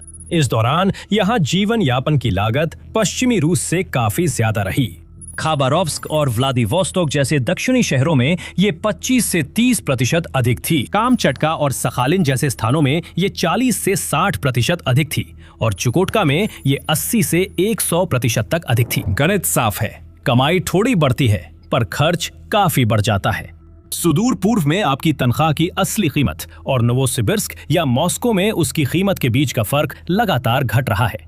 साथ ही जीवन की गुणवत्ता भी अहम है। सुदूर पूर्व में जीवन प्रत्याशा राष्ट्रीय औसत से 2 से 3 साल कम है, जो खुद भी कोई खास प्रभावशाली औसत नहीं है, और यहाँ अपराध दर भी बाकी रूस से अधिक है। FEFT में गरीबी दर 15.7% है, जबकि राष्ट्रीय स्तर पर ये 12.6% है। स्वास्थ्य सेवाओं को छोटे बस्तियों से हटा दिया गया है, जिससे ये क्षेत्र के कई लोगों के लिए व्यावहारिक रूप से पहुंच से बाहर हो गई है। 2015 तक उप क्षेत्रों में छात्रों की संख्या 1990 के स्तर की केवल 25 से 30% ही रह गई थी। सिस्टम की प्रतिक्रिया में स्कूल बंद हुए, जिससे कई परिवार बाहर चले गए, और एक ऐसा दुष्चक्र बन गया जो खुद को लगातार बढ़ाता गया और जिसके नतीजे बेहद खराब रहे। जो लोग दुविधा में हैं और साधन रखते हैं, वे हालात बिगड़ते देख कहीं और किस्मत आजमाने का फैसला करते हैं। जो रुकते हैं वे अधिक उम्रदराज, गरीब और राज्य से मिलने वाले भुगतानों पर ज्यादा निर्भर होते हैं। इससे टैक्स देने वाले कम होते हैं और स्थानीय बजट शिक्षा व युवाओं की बजाय बुजुर्गों की स्वास्थ्य सेवाओं व सामाजिक सहायता पर अधिक खर्च होता है। अगली पीढ़ी के युवा भी पहली पीढ़ी जैसा फैसला लेते हैं, जिससे वही नतीजा थोड़ा और बुरा निकलता है। मॉस्को इस समस्या से वाकिफ है। पुतिन वर्षों से इसे राष्ट्रीय सुरक्षा के लिए खतरा बताते आ रहे हैं। रूसी सरकार ने इसे ठीक करने के लिए 2 कार्यक्रम शुरू किए हैं, लेकिन अब तक उनमें से कोई भी कामयाब नहीं हुआ है। सोवियत युग का सुदूर पूर्व विकास कार्यक्रम पहली बार 1987 में तैयार किया गया था। इसे 1996, 2002 और यहाँ तक कि 2015 की संस्थागत नवाचारों की लहर में बार बार संशोधित, अपडेट, नाम बदला और फिर से शुरू किया गया, जिसमें उन्नत विकास के क्षेत्र, व्लादिवोस्तोक का फ्री पोर्ट, मुफ्त जमीन वितरण, रियायती ऊर्जा शुल्क और सब्सिडी वाले हवाई किराए शामिल हैं। ये अप्रैल 2026 में सुदूर पूर्व की जनसांख्यिकीय नीति रणनीति पर मंत्रालय की बैठक में चरम पर पहुंचा। लेकिन 30 वर्षों के कार्यक्रम अंत में एक ही मुद्दे पर सिमट गए। मॉडल खुद अब काम नहीं करता और रूसी विज्ञान अकादमी के आर्थिक अनुसंधान संस्थान के शोधकर्ताओं ने अपनी खोजें प्रकाशित की। 2021 में अंतिम प्रोत्साहन लहर से 5 साल पहले फ्रीलैंड कार्यक्रम इस बात का एक आदर्श उदाहरण है कि ये प्रणाली क्यों काम नहीं करती। क्रेमलिन ने सुदूर पूर्व में निवासियों को मुफ्त में हेक्टेरों जमीन देने की पेशकश की थी। समस्या ये थी कि उस जमीन का अधिकांश हिस्सा बिना किसी सड़क के, जो कहीं भी जोड़ती हो, बिना रेल पहुंच के, बिना किसी ऐसी आधारभूत संरचना के दी गई थी जो उसे उपयोगी या रहने लायक बना सके। फिर वहां वेतन की समस्या थी। रूस आमतौर पर कुछ कर्मचारियों का वेतन बढ़ाता था, पर मॉस्को समय पर वेतन देने में अक्सर असफल रहा। इसलिए कर्मचारियों को ज्यादा वेतन मिलना चाहिए। वेतन बढ़ोतरी इतनी देर से या रद्द होती है कि पता ही नहीं चलता शुरुआत में बढ़ोतरी हुई थी या नहीं। यहाँ तक कि कुछ भव्य योजनाएं भी थीं, जिनमें पूरी तरह से नए 10 लाख की आबादी वाले शहर बनाने के प्रस्ताव शामिल थे, ताकि सुदूर पूर्वी आबादी को केंद्रित और स्थिर किया जा सके। लेकिन ये योजनाएं कभी भी घोषणा के चरण से आगे नहीं बढ़ पाईं, क्योंकि पूरे शहर के निर्माण के लिए बजट ही नहीं था। और अगर बजट होता भी, ये बजट तब गायब हो गया जब रूस ने 2022 में यूक्रेन पर हमला कर अपने संसाधन उस युद्ध में झोंक दिए जो सिर्फ 10 दिन चलने वाला था। असल में इस युद्ध का सुदूर पूर्व पर कई स्तरों पर असर पड़ा है। सबसे सीधा असर लामबंदी का है। यूक्रेन में चल रहे अभियान ने उन क्षेत्रों से असमान रूप से सैनिक लिए हैं जहां पहले से ही श्रमिकों की कमी थी, और सुदूर पूर्व उन सबसे अधिक प्रभावित क्षेत्रों में से एक है। कामकाजी उम्र के पुरुष ही वो जनसंख्या समूह हैं जिनकी सबसे ज्यादा जरूरत किसी भी तरह की आर्थिक गतिविधि को बनाए रखने के लिए होती है, खासकर ऐसे क्षेत्र में जहां पहले से ही पर्याप्त श्रमिक नहीं मिल पा रहे हैं और फिर भी उन्हें जबरन भर्ती किया गया है। मारे गए हैं, घायल हुए हैं या यहाँ तक कि भर्ती से बचने के लिए भाग भी गए हैं। युद्ध ने बजट को भी तबाह कर दिया है, क्योंकि रूस के रक्षा खर्च ने बाकी सब खर्चों के लिए जगह ही नहीं छोड़ी है, जिसमें बुनियादी ढांचा सबसे स्पष्ट रूप से प्रभावित हुआ है। सड़कें नहीं बन रही हैं और रेलवे विस्तार परियोजनाएं, जिन पर रूसी योजनाकार 2023 तक चर्चा कर रहे थे, वे भी ठप पड़ी हैं। पूर्वी समुदायों को आपस में और रूस के पश्चिमी क्षेत्रों से जोड़ने वाला विमानन नेटवर्क भी बिगड़ता जा रहा है। 2023 के अंत में प्रतिबंधों के चलते रूस का विमानन उद्योग पश्चिमी पुर्जों और विशेषज्ञता से कट गया। तब रूस ने 2030 तक घरेलू और अंतर्राष्ट्रीय उड़ानों के लिए 1000 विमान बनाने की योजना बनाई थी। 2025 तक 13 विमान बने और योजना चुपचाप ठंडे बस्ते में डाल दी गई। लेकिन शायद सबसे बड़ा कारण जिससे सुदूर पूर्व क्षेत्र रूस से छिनता जा रहा है, ये है कि रूस के पड़ोसी धीरे धीरे इस क्षेत्र को बदलना शुरू कर रहे हैं।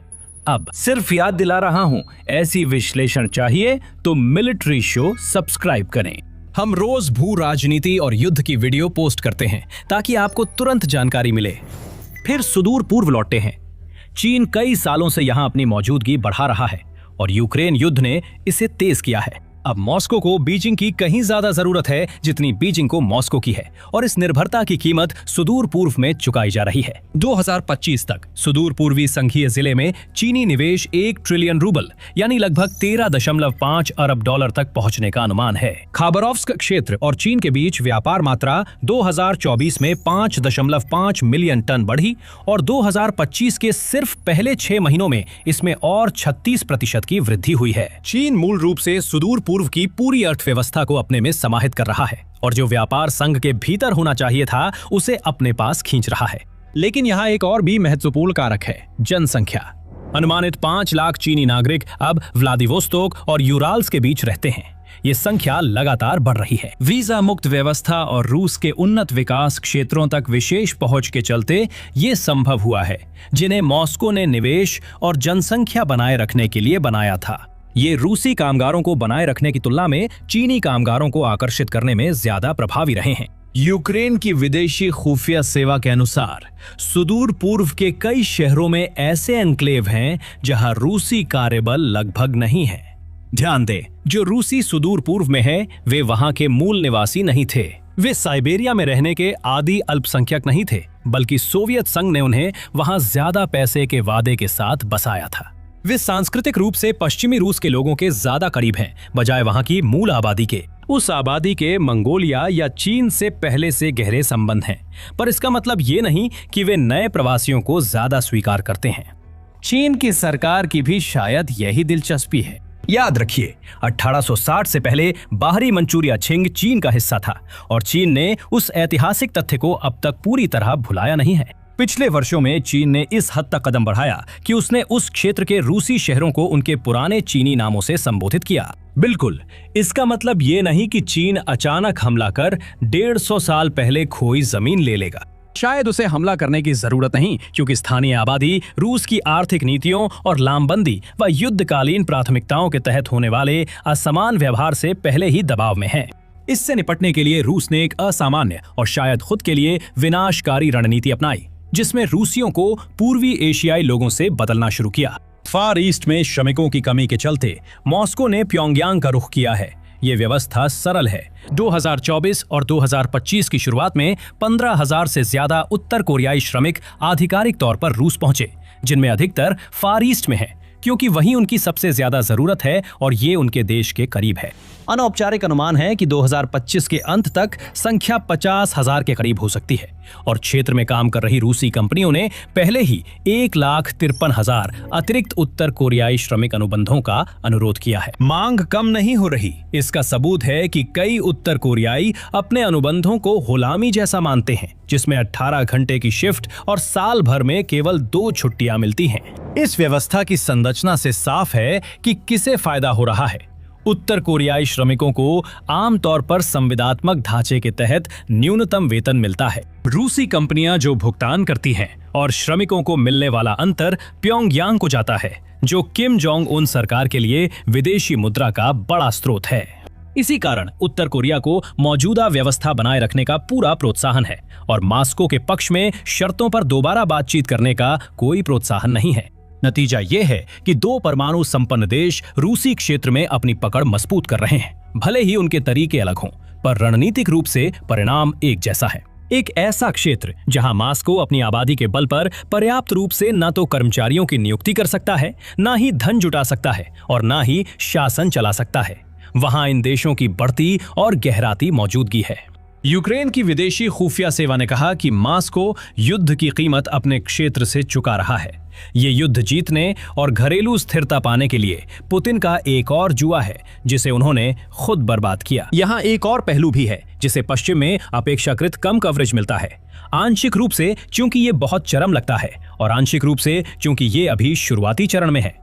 रूस के सुदूर पूर्व में जनसंख्या घटने से राजनीतिक असर हो रहा है, क्योंकि जातीय रूसी जाने से वहां की जनसांख्यिकीय स्थिति बदल रही है। सुदूर पूर्व के कुछ शहरों में चीनी और उज़्बेक आबादी अब रूसी लोगों के बराबर हो गई है। रूसी कार्यकर्ता, जिनमें से कुछ के पास संगठित मंच भी हैं, अब सार्वजनिक रूप से स्वतंत्र साइबेरिया की अवधारणा पर चर्चा करने लगे हैं और कभी-कभी यूनाइटेड स्टेट्स ऑफ साइबेरिया वाक्यांश का भी इस्तेमाल करते हैं। ये एक कला आंदोलन से शुरू होकर बाद में राजनीतिक और सांस्कृतिक पहचान बना। आज भी ये चर्चाएं मुख्य धारा में नहीं है, लेकिन व्यापक संदर्भ देखें। पुतिन ने 25 साल से सत्ता में रहते हुए हर उस राष्ट्रीय पहचान को दबाने की कोशिश की है जो रूस प्रथम ना हो, और पूर्व सोवियत राज्यों की स्वतंत्रता भी कमजोर की है ताकि वे संघ से जुड़े रहें। इस तथ्य की एक और संभावित अलगाववादी आंदोलन है, और इस बार उस क्षेत्र के लिए जहां मास्को के लिए हस्तक्षेप करने की संभावना सबसे कम है, क्योंकि वहां दूरी बहुत ज्यादा है और संस्थाएं व बुनियादी ढांचा भी नहीं है। का मतलब है कि रूस की आंतरिक राजनीति पतन के कगार पर है। बिल्कुल, ये कार्यकर्ता फिलहाल विदेश से ही अपने प्रयासों का नेतृत्व कर रहे हैं, क्योंकि वे यूक्रेन युद्ध की शुरुआत में रूस छोड़ने वालों में सबसे पहले थे। लेकिन अगर पुतिन की सरकार कोई भी कमजोरी दिखाती है तो स्थानीय आबादी राज्य द्वारा प्रायोजित प्रचार को समझ सकती है और आंदोलन में शामिल हो सकती है। हमारे पास एक क्षेत्र है जो दुनिया के सबसे बड़े देशों जितना है, जो लकड़ी, मछली, दुर्लभ पृथ्वी तत्वों, हीरों, सोने और हाइड्रोकार्बन के दुनिया के सबसे बड़े भंडारों पर स्थित है। ये चीन, जापान, उत्तर कोरिया की सीमा से लगा है और बेरिंग जलदमरू मध्य के पार अलास्का के करीब है। पुतिन रूसी लोगों को रोक नहीं पा रहे हैं। स्थानीय आबादी की जगह अब धीरे धीरे चीनी या कोरियाई लोग ले रहे हैं। अगली सदी में अप्रयुक्त संसाधनों की संपत्ति और अन्य विश्व शक्तियों के इतने करीब होने के भू राजनीतिक प्रभाव और भी अधिक महत्वपूर्ण होते जाएंगे। सवाल यह है कि वहां असल में कौन होगा जो अर्थव्यवस्था संभालेगा, शहर बसाएगा, संसाधनों का उपयोग करेगा और तय करेगा कि किसके हित पूरे होंगे।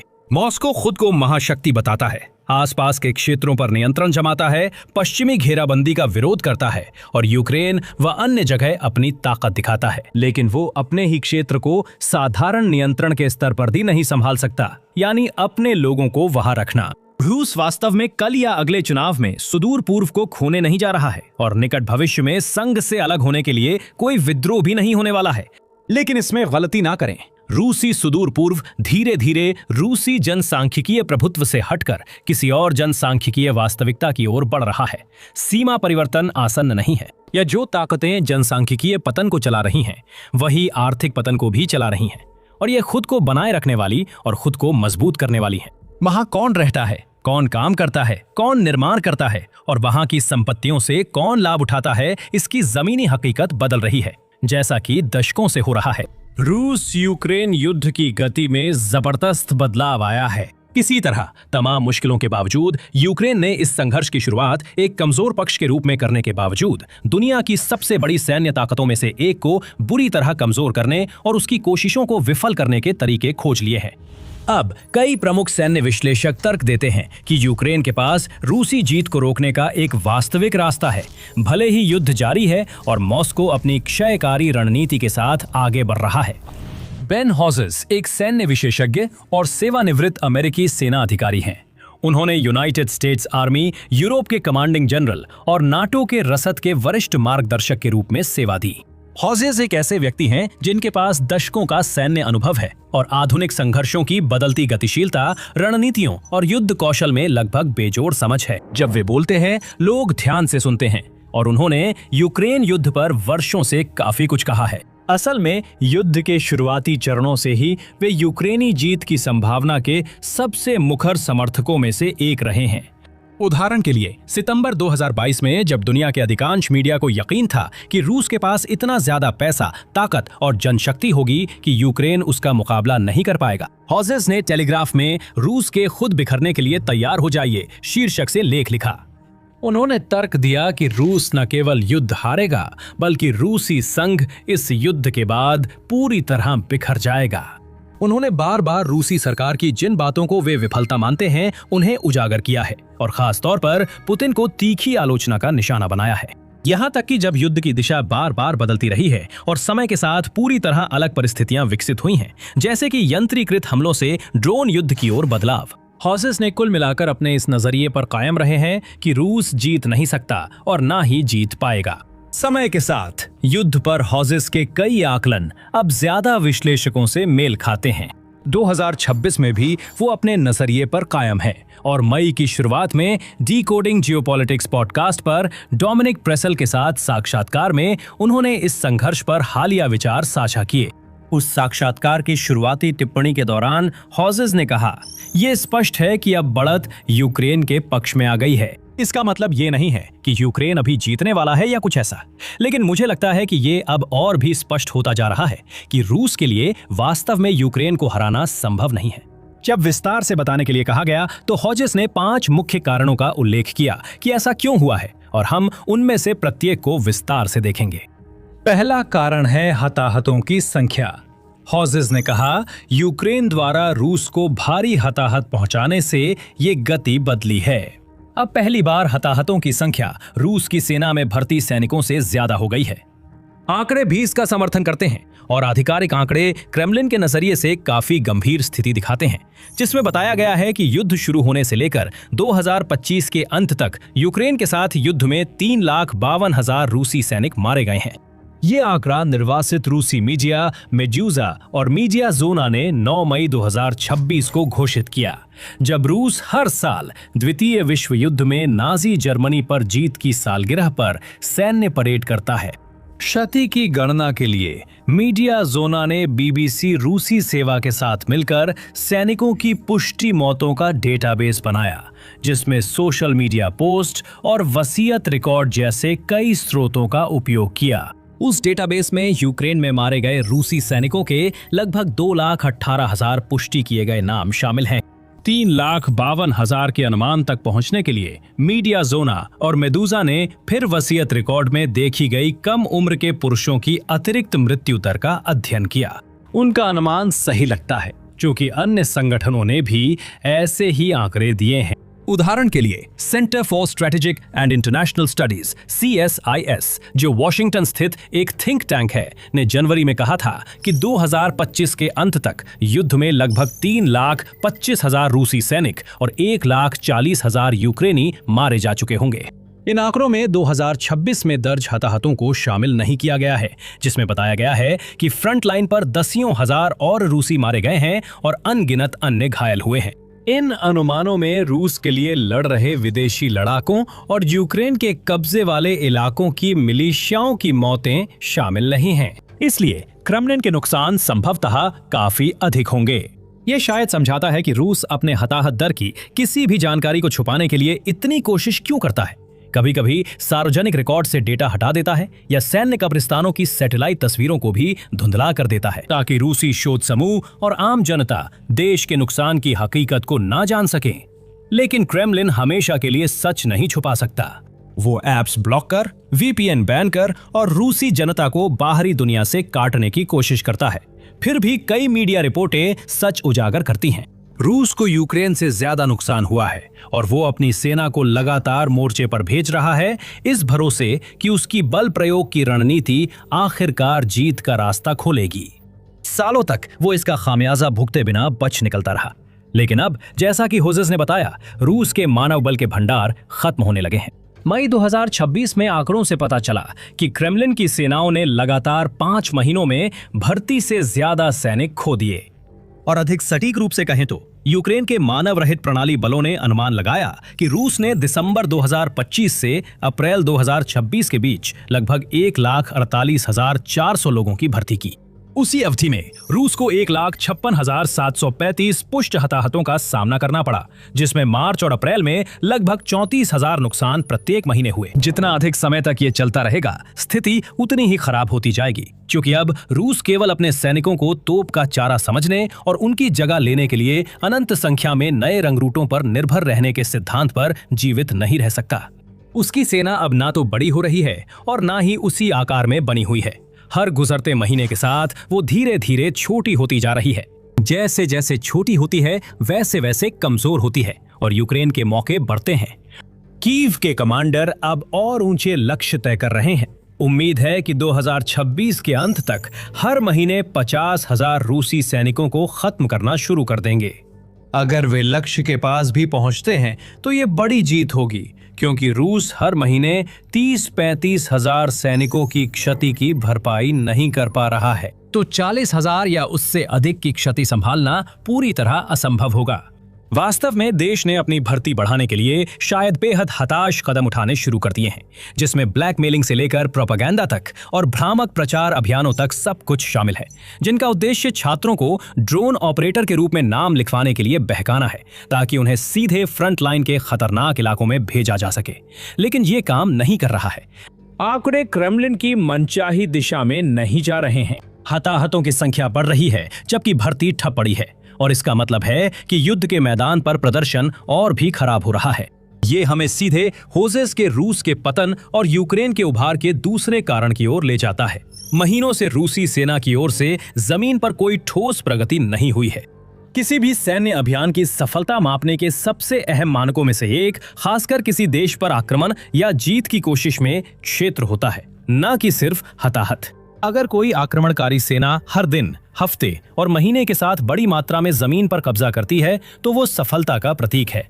अगर कोई रक्षात्मक सेना अपनी जमीन पर टिके रहने और दुश्मन की बढ़त को धीमा करने या यहाँ तक कि खोई हुई जमीन को फिर से हासिल कर उनकी बढ़त को खत्म करने में सक्षम है, तो आम तौर पर इसका मतलब होता है कि आक्रमणकारी असफल हो रहे हैं।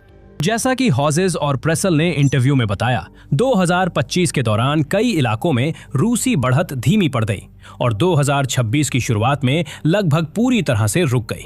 वास्तव में इस साल के कई महीनों के दौरान रूस ने जमीन के मामले में शुद्ध नुकसान झेला है, क्योंकि यूक्रेन ने जितनी जमीन खोई थी उससे ज्यादा वापस हासिल कर ली।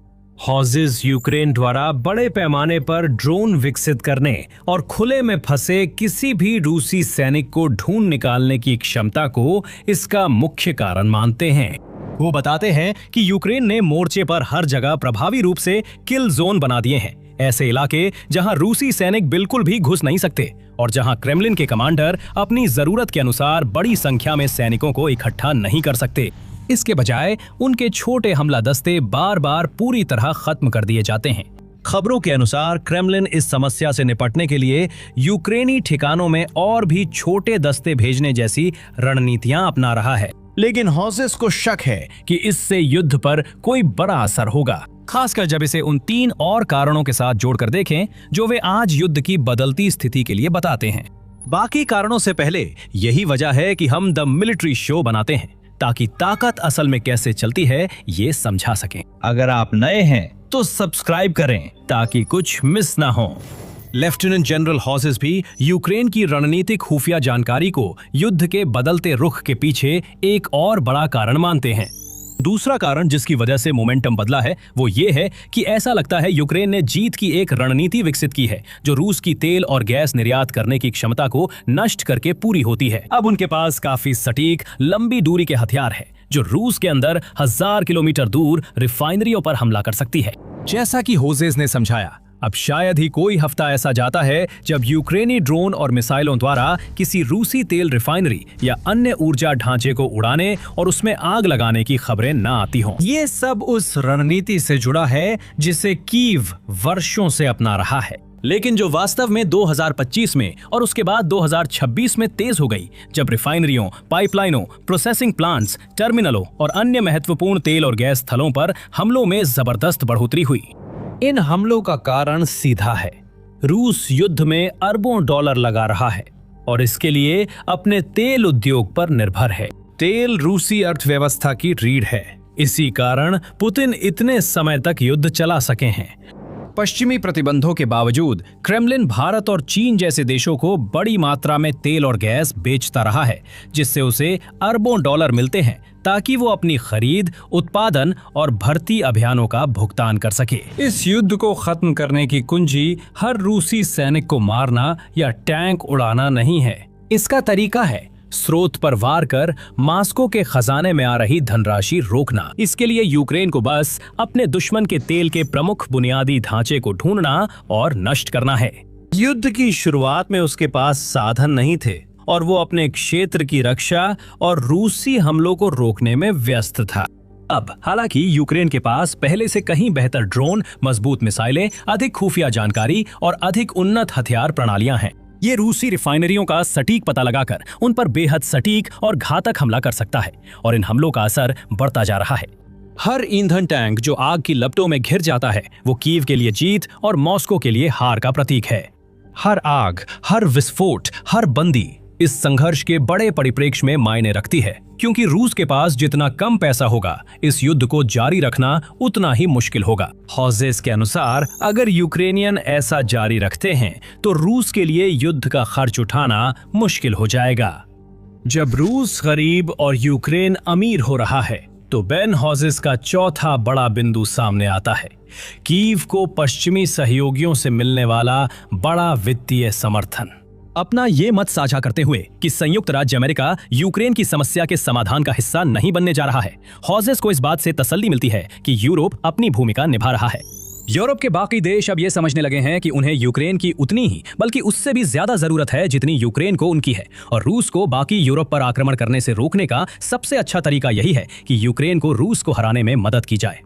वो आगे कहते हैं कि इस मामले में जर्मनी अग्रणी भूमिका निभा रहा है, लेकिन अन्य देश भी आगे आ रहे हैं और यूक्रेन की मदद के लिए जितना संभव हो उतना योगदान दे रहे हैं। हॉजेस ने हंगरी के पूर्व प्रधानमंत्री विक्टर ऑर्बन की हार का जिक्र किया, एक ऐसा व्यक्ति जिसे लंबे समय से नेटो और यूरोपीय संघ के भीतर पुतिन के अंदरूनी आदमी के रूप में देखा जाता था, जो हमेशा हस्तक्षेप करता था, बाधा डालता था और यूरोप की यूक्रेन की मदद करने की कोशिशों में जितना हो सके देरी करता था। उदाहरण के लिए ऑर्बन की वजह से ही यूक्रेन को 90 अरब यूरो का ऋण अंतिम रूप देने में कई महीने लग गए। अब ऑर्बन के हटने और एक यूरोप समर्थक प्रधानमंत्री के आने के बाद पैसा आसानी से यूक्रेन पहुंच रहा है, जिससे देश की रक्षा उद्योग को जरूरी बढ़ावा मिल रहा है। जैसे ही यूक्रेन अपनी बढ़त को और मजबूत करने, रूस की कमजोरियों का फायदा उठाने और अगली गर्मियों में होने वाले हमले के लिए तैयार होने की कोशिश कर रहा है, जो मॉस्को उसकी ओर भेजने की तैयारी कर रहा है। हॉजेस के अनुसार यूरोपीय देश ये सब कोई दान या एहसान समझकर नहीं कर रहे, बल्कि यूरोप वासियों की भलाई और यूरोप जैसा हम उसे आज जानते हैं कि अस्तित्व के लिए कर रहे हैं। जैसा कहा जाता है, आपके पास दो विकल्प हैं, या तो यूक्रेन हार जाए और रूसी आपके दरवाजे पर हों, या यूक्रेन की आर्थिक और अन्य आवश्यक सामग्री देकर मदद करें और रूसी तेल ले जाने वाले शैडो फ्लीट जहाजों को रोकने में सहयोग करें। यही वो चीज है जो यूरोप को करनी चाहिए और ये उनके अपने भले के लिए है। मुझे लगता है कि अगर ऐसा होता है तो रूस के लिए इस युद्ध को जारी रखना और भी मुश्किल हो जाएगा। अंत में यूनाइटेड स्टेट्स आर्मी यूरोप के पूर्व कमांडर यूक्रेन के रक्षा उद्योग के विकास पर चर्चा करते हैं, जिसे इस पहेली का अहम हिस्सा माना जा रहा है। मुझे लगता है कि अब यूक्रेन का रक्षा उद्योग काफी बड़ा है और वे अपनी जरूरत की चीजें पहले से ज्यादा खुद बना सकते हैं। वे बताते हैं कि अब यूक्रेन में तोपखाने या गोला बारूद की कमी की खबरें कम आती हैं, क्योंकि वे जरूरत का बड़ा हिस्सा देश में ही बना रहे हैं। यूक्रेन ने कई नवोन्मेषी परियोजनाएं सफलतापूर्वक पूरी की हैं, जैसे चर्चित फ्लेमिंगो, लॉन्ग नेपच्यून मिसाइलें और दर्जनों नए घातक ड्रोन अग्रिम मोर्चों पर भेजे जा रहे हैं। ये सब यूक्रेन में युद्ध शुरू होने के बाद उभरी सैकड़ों नई रक्षा कंपनियों की वजह से संभव हुआ। इसमें कोई शक नहीं कि आज यूक्रेन की रक्षा उद्योग कुछ ही साल पहले की तुलना में बहुत आगे निकल चुकी है। 2022 में सैन्य विकास और उत्पादन में यूक्रेन की लगभग कोई हैसियत नहीं थी। अब इसे शीर्ष सैन्य शक्तियों में गिना जाता है, जहां दूसरे देश यूक्रेनी ड्रोन व रक्षा प्रणालियों के ऑर्डर देने और निवेश के लिए कतार में हैं। यूक्रेन को जनशक्ति की कमी और पश्चिमी सहयोगियों से सीमित वायु रक्षा प्रणालियों की आपूर्ति जैसी चुनौतियों के बावजूद उसके रक्षा उद्योग ने खुद को ढाल लिया और कमांडरों ने प्रभावी समाधान अपनाए। उदाहरण के लिए देश की सेना ड्रोन पर पहले से कहीं अधिक निर्भर हो गई है। अब अग्रिम मोर्चों की रक्षा रूसी हमलावर दस्तों को खत्म करने और अपने हताहत कम रखने के लिए सबसे संघर्ष वाले इलाकों में मानव रहित हवाई वाहन इस्तेमाल होते हैं। आगे बढ़ते हुए हॉजेस कल्पना करते हैं कि यूक्रेन अपनी सैन्य क्षमता और नवाचार बढ़ा सकता है और संभवतः एआई पर ज्यादा निर्भर हो सकता है, पूरे सैनिक बटालियन तैयार करने के लिए जिन्हें ड्रोन झुंडों द्वारा सुरक्षित किया जाए, जिससे वे रूसी ठिकानों की ओर बढ़ सकें और भी अधिक खोई हुई जमीन वापस ले सकें। फिलहाल ये सब सैद्धांतिक ही है। इस बीच रूस को हॉजेस द्वारा उठाए गए सभी बिंदुओं के वास्तविक परिणामों का सामना करना पड़ रहा है, जैसे बढ़ती हताहत संख्या है और जलती तेल अवसंरचना। इन सभी विविध लेकिन समान रूप से महत्वपूर्ण कारणों का सीधा और अनिवार्य परिणाम ये है कि रूस अपनी गति खो रहा है और ये युद्ध हार रहा है। पुतिन अब सच्चाई से नहीं छुप सकते क्योंकि उनके कट्टर समर्थक भी अब विरोध में हैं। जैसा होजेस ने कहा, अब कई रूसी चाहे सैन्य ब्लॉगर हों या यूट्यूब के लोग खुलकर युद्ध, पुतिन और अन्य बातों की शिकायत कर रहे हैं। मामला सिर्फ इतना नहीं कि उसकी युद्ध मशीन मुश्किल से चल रही है, भर्ती अभियान असफल है और रणनीति विफल हो रही है। अब पुतिन को रूसी जनता के पूरी तरह खिलाफ होने की असली संभावना है, क्योंकि अब ज्यादा लोग युद्ध का असर अपनी रोजमर्रा की जिंदगी में महसूस कर रहे हैं और ये उस आदमी के लिए जो खुद को आधुनिक पीटर द ग्रेट मानता है, शायद सहन करना बेहद मुश्किल हो सकता है। ये शायद इस बात को भी समझा सकता है कि हाल ही में राष्ट्र के नाम अपने संबोधन में पुतिन ने खुले तौर पर कहा कि ये युद्ध आखिरकार अपने अंत के करीब पहुंच रहा हो सकता है। वो शायद सही हो सकते हैं, लेकिन ये निश्चित रूप से वो शानदार अंत नहीं होगा जिसकी उन्होंने कल्पना की थी जब ये सब फरवरी 2022 में शुरू हुआ था। रूसी जीत का जश्न मनाने की बजाय पुतिन अब शायद समझ रहे हैं कि उनके पास सफेद झंडा लहराने और अपने करियर के सबसे खराब फैसले के नतीजों का आखिरकार सामना करने के अलावा कोई खास विकल्प नहीं बचा है। अफ्रीका में जैसे दुनिया के अन्य हिस्सों में भी रूस को काफी हद तक हार का सामना करना पड़ा है।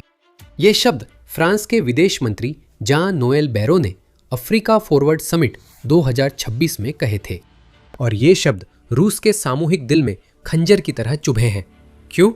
क्योंकि बैरो सही है। रूस के आखिरी सहयोगी अब पुतिन की सबसे बड़ी समस्या बन रहे हैं।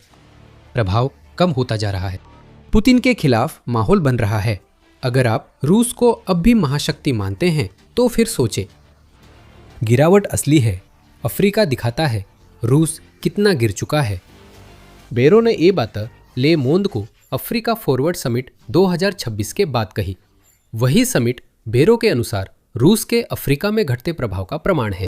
इसका सह आयोजन फ्रांस और केन्या ने केन्या की राजधानी नैरोबी में किया था और यह 11 मई से 12 मई तक 2 दिन चला।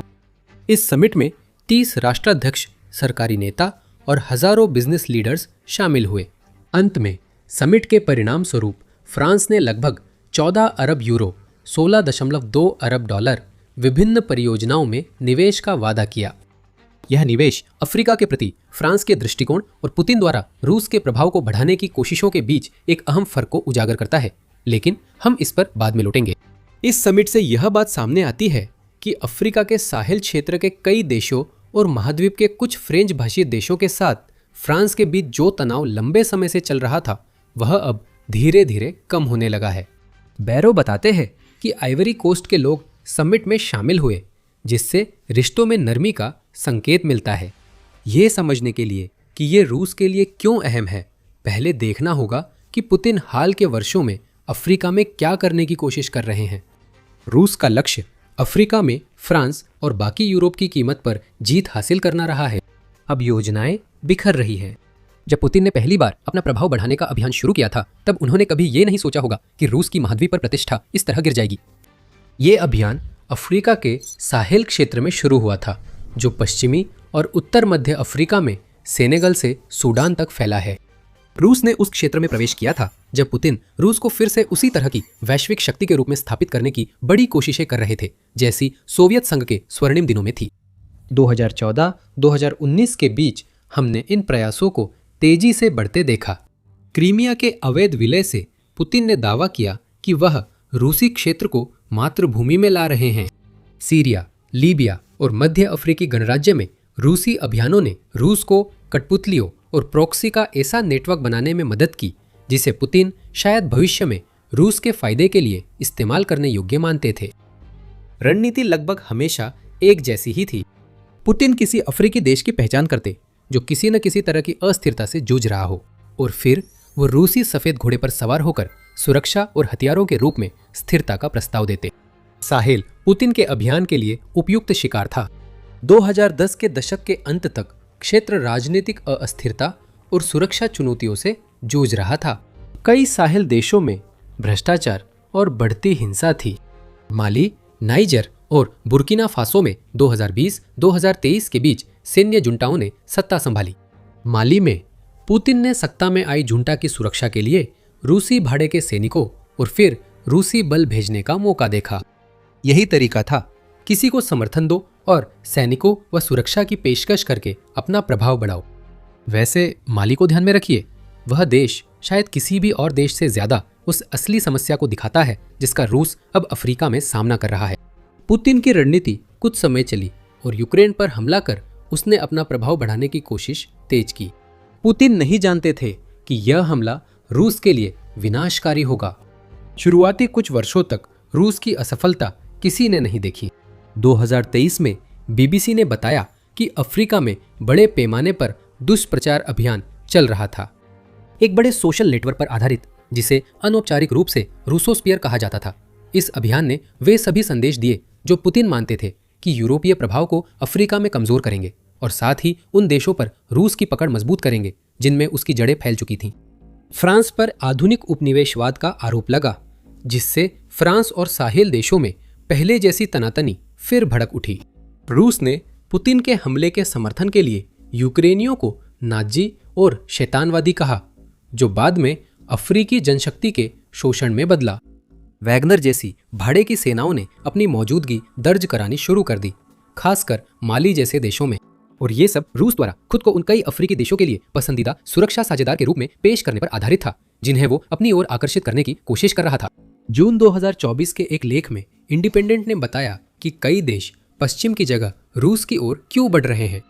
इसने रूसी राजनेताओं की यात्राओं, वैगनर जैसे समूहों के उपयोग और रूस के अफ्रीका कोर के गठन की ओर इशारा किया, जिनका मकसद अफ्रीकी देशों को यह संदेश देना था, पश्चिम आपकी परवाह नहीं करता। रूस आपको सुरक्षा, सैनिक और रूसी राजनीति के सबसे ताकतवर लोगों तक सीधी पहुंच देगा। रूस इस मामले में भी समझदार था कि उसने जिन देशों को अपने पक्ष में करने की कोशिश की, उनके आंतरिक मामलों में ज्यादा दखल नहीं दिया। जहां अमेरिका और अन्य पश्चिमी देश लोकतंत्र को बढ़ावा देते थे, खासकर उन देशों में जो तानाशाहों या जुंटा के प्रभाव में आ रहे थे, वहीं रूस ने ऊपरी तौर पर दखल न देने का रवैया अपनाया।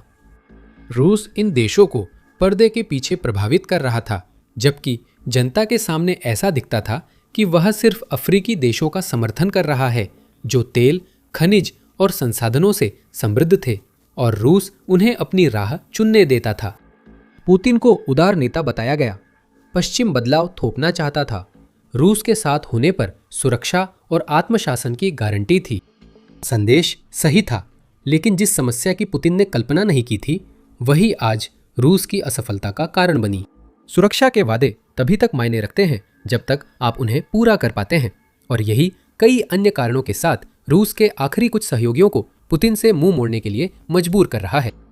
ये रूस के प्रभाव को पूरी तरह बदल देता है। इससे पहले कि हम आगे बढ़े, हम द मिलिट्री शो इसलिए बनाते हैं ताकि असली ताकत को समझा सके। अगर आप नए हैं तो सब्सक्राइब करें ताकि कुछ मिस ना हो। तो पुतिन ने अफ्रीका में रूस के प्रभाव को बढ़ाने में कई साल लगा दिए थे। अब यह सब बिखर रहा है और इसके कई कारण हैं। सबसे पहले बात है अफ्रीकी महाद्वीप में निवेश।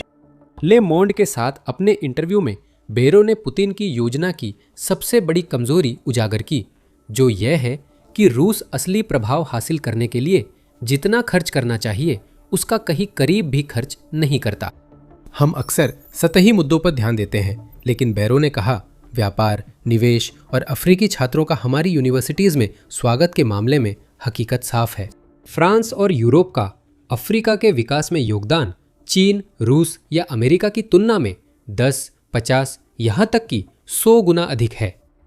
European council on foreign relations ने अक्टूबर 2024 के लेख में इस बयान का समर्थन किया। इसने बताया कि 2023 तक के दशक में अफ्रीकी देशों के साथ रूसी व्यापार 2 गुना हो गया था, जो 2023 में 24.6 अरब डॉलर तक पहुंच गया। फिर भी यह यूरोपीय संघ के 288 अरब डॉलर व्यापार से काफी पीछे था। व्यापार में चीन, भारत और तुर्की रूस से तब भी आगे थे और अब भी है। उस समय अफ्रीका में रूसी प्रत्यक्ष विदेशी निवेश कुल का केवल 1% था और यह उस स्तर पर निवेश नहीं कर पाया जिसकी जरूरत थी उन परियोजनाओं को फंड करने के लिए जो असली बदलाव ला सके, जैसे कि बड़े बुनियादी ढांचे का विकास या खनन परियोजनाओं की शुरुआत, जिससे अफ्रीकी देश अपनी संसाधन संपन्न भूमि से लाभ उठा सके। ये वित्तीय समस्याएं धीरे धीरे बढ़ रही थीं। जो दरारें दिखी उन्हें रूस के सुरक्षा वादों ने ढक दिया। पुतिन की फैलाई पश्चिम विरोधी भावना तब तक सफल रही जब तक रूस से वादे निभाने की उम्मीद नहीं थी। स्पॉइलर अलर्ट, रूस से वादे निभाने की उम्मीद थी, लेकिन वह पूरी तरह असफल रहा। पहले हमने आपसे माली को ध्यान में रखने के लिए कहा था। इसके पीछे एक वजह थी। माली की हालिया घटनाओं ने रूस के वादों को झूठा साबित किया है। पुतिन की सेनाएं माली की जुंटा को आबादी पर नियंत्रण में मदद करनी थी। कसौटी पर परखे जाने पर वे इतने बुरी तरह विफल हुए कि अलगाववादियों और विद्रोहियों को माली में बढ़त मिल गई। अप्रैल के अंत में माली का आजाद लिबरेशन फ्रंट, जो उत्तरी माली को केंद्रीय जुंटा से आज़ाद कराने के लिए लड़ रही मिलिशिया है, ने महत्वपूर्ण किडाल शहर पर हमला किया। रूस के अफ्रीका कोर की कई इकाइयां, जिन्हें विशेष रूप से ऐसे हमले को रोकने के लिए तैनात किया गया था, वहीं मौजूद थीं। वे विफल हो गए। अफ्रीका कोर किडाल में फंस गया और फिर वापसी के लिए बातचीत की। द हिल की रिपोर्ट के अनुसार वापसी का दायरा बढ़कर इसमें माली के अधिकांश उत्तरी हिस्से या अफ्रीका कोर के सुरक्षा क्षेत्र का लगभग आधा हिस्सा शामिल था। ये रूस के संरक्षकों के लिए काफी अपमानजनक होता। हालात तब और बिगड़ गए जब रूसी काफिले का वीडियो आया, जिसमें वे किडाल से तेजी से निकलते दिखे और रूस की विफलता सामने आई। बाद में पता चला कि अफ्रीका कोर इतनी जल्दी लौटी कि वे उपकरण जैसे बारूदी सुरंग रोधी वाहन पीछे छोड़ दे, जो अब अल कायदा समर्थित विद्रोहियों के पास हैं।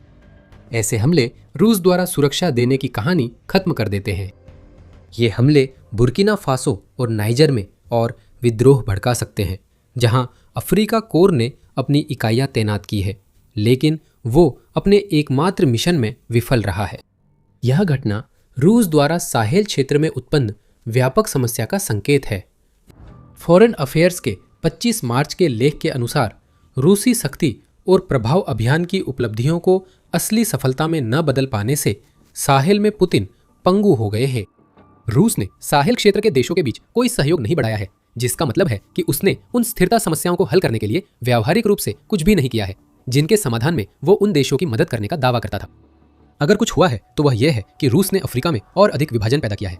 जब नाइजर, बुर्किना फासो और माली ने पश्चिम अफ्रीकी राज्यों के आर्थिक समुदाय से अलग होकर क्षेत्र में एक नया आर्थिक गुट साहेल राज्यों का गठबंधन बनाया, तो क्रेमलिन ने इसका जश्न मनाया। जैसा बताया था, जश्न से असली आर्थिक मदद नहीं मिलती। जब इन देशों को रूस से पैसे व संसाधन चाहिए, तब सिर्फ शुभकामनाएं व प्रार्थनाएं मिलती हैं। और जैसे जैसे अन्य खिलाड़ी साहेल क्षेत्र और पूरे अफ्रीका में प्रवेश कर रहे हैं, रूस को भी अपना प्रभाव कम होता हुआ महसूस हो रहा है। यूरोप, खासकर फ्रांस का प्रभाव पहले से था और वह फिर से संबंध मजबूत कर रहा है। चीन, तुर्की और संयुक्त अरब अमीरात संबंध बना रहे हैं, जिससे पुतिन की अफ्रीकी देशों में रूस की शक्ति बढ़ाने की कोशिशें कमजोर हो रही है। संक्षेप में, अफ्रीका में पुतिन के लिए हालात बिगड़ रहे हैं। क्रेमलिन का सैन्य तरीका यूरोप और फ्रांस के आर्थिक मॉडल से पिछड़ रहा है। बैरो इस बात को स्पष्ट करते हैं और ले मोंद को बताते हैं, सुरक्षा मुद्दों के अलावा अफ्रीका के विकास में रूस का योगदान शून्य है। फ्रांस का अफ्रीका से व्यापार रूस से 3 गुना, निवेश 8 से 10 गुना और फ्रांसीसी विश्वविद्यालयों में अफ्रीकी छात्रों की संख्या भी 8 गुना ज्यादा है। आंकड़े सब कुछ बताते हैं। लैंसिंग इंस्टीट्यूट के 15 मई के लेख के अनुसार यूक्रेन युद्ध पुतिन के प्रभाव में बड़ी कमी का कारण है। यह बात काफी तर्कसंगत लगती है। यूक्रेन में रूस की पूरी रणनीति यही थी कि वो वहां धावा बोले और रूस की सैन्य शक्ति का प्रदर्शन करे, जबकि क्रेमलिन, जिसे एक कमजोर देश मानता था, उसे अपने कब्जे में ले ले। 4 साल से भी ज्यादा समय बाद रूस अब तक सिर्फ यूक्रेन के लगभग 20% हिस्से पर ही कब्जा कर पाया है और पूरे देश पर कब्जा करने के लिए उसे शायद कई और सालों तक लड़ाई जारी रखनी पड़ेगी। इस प्रक्रिया में जब तक रूसी सैन्य उपकरणों की दसियों हजार इकाइयां नष्ट हुई है और करीब 13.5 लाख सैनिक मारे गए हैं, ये संख्या बढ़ रही है। इसका मतलब है कि रूस के पास अब न तो आर्थिक और न ही सैन्य संसाधन बचे हैं जिससे वह अपने अफ्रीकी सहयोगियों को वह समर्थन दे सके जिसका उसने कुछ साल पहले वादा किया था। रूस अब अफ्रीकी सोने हीरे की खदानों तक पहुंचने के लिए सिर्फ भाड़े के सैनिक भेज रहा है और माली में जो हुआ उसने साबित कर दिया कि वे भाड़े के सैनिक अपने काम में उतने सक्षम नहीं हैं। खदानों का जिक्र हमें एक और वजह की ओर ले जाता है कि रूस अब अफ्रीका में भी उतना ही बुरी तरह हार रहा है जितना वो यूक्रेन में हार रहा है। रूस की रणनीति अफ्रीकी देशों की मदद पर आधारित नहीं थी ताकि वे अपने संसाधनों से समृद्ध हों। पुतिन शोषण करना चाहते थे, सतही स्तर की सुरक्षा देना चाहते थे जिसे कभी परखा ही न जाए, ताकि वे रूसी प्रभाव फैला सके और अफ्रीका से वही हासिल कर सके जो वे वास्तव में चाहते हैं, संसाधन, चाहे वे भौतिक हों या मानव संसाधन। शोषण हमेशा से था, लेकिन रूस इसे प्रचार से छुपा लेता था। पुतिन ने 2010 के दशक में अफ्रीका में रूसी प्रभाव बढ़ाया जो शोषणकारी था। पुतिन ने कमजोर शासन और अस्थिरता का फायदा उठाकर रूसी प्रभाव को असुरक्षित अफ्रीकी देशों में बढ़ाया।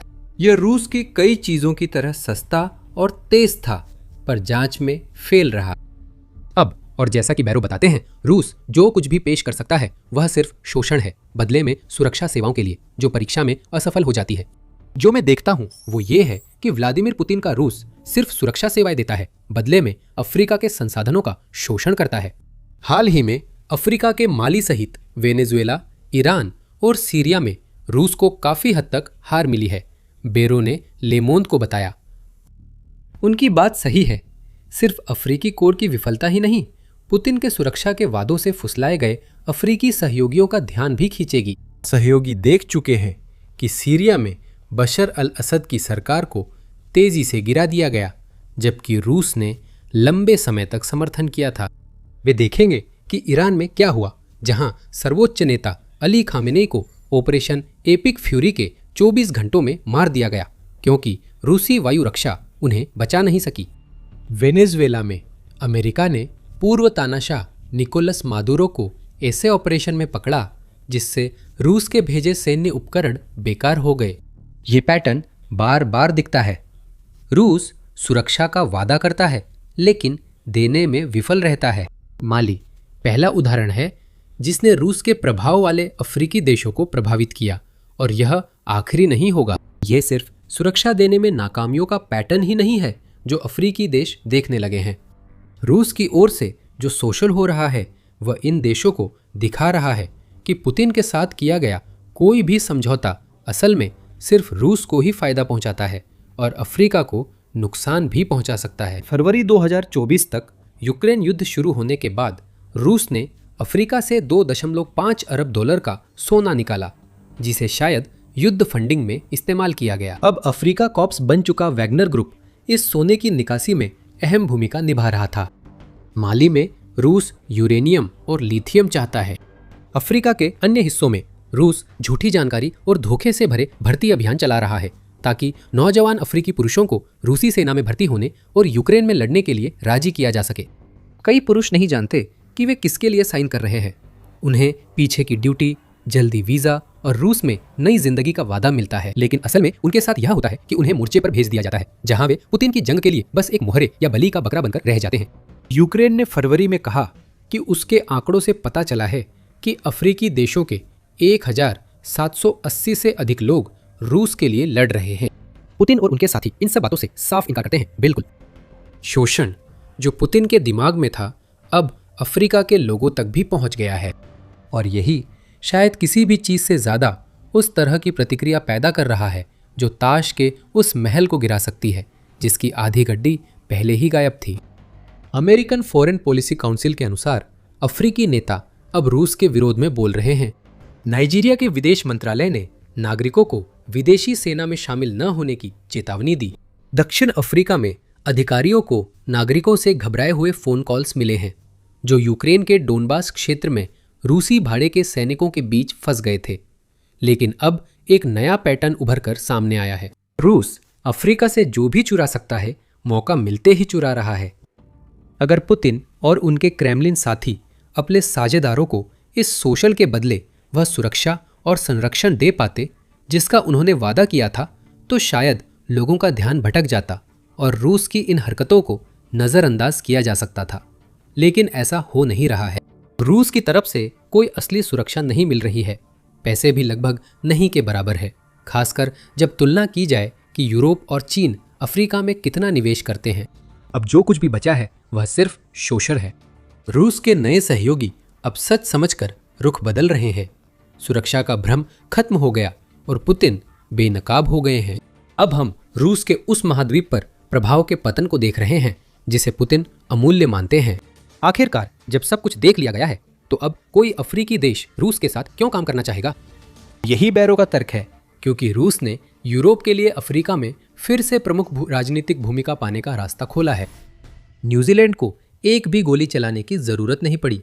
उसे यूक्रेन को हथियार देने या सीधे रूस से लड़ने की जरूरत नहीं थी।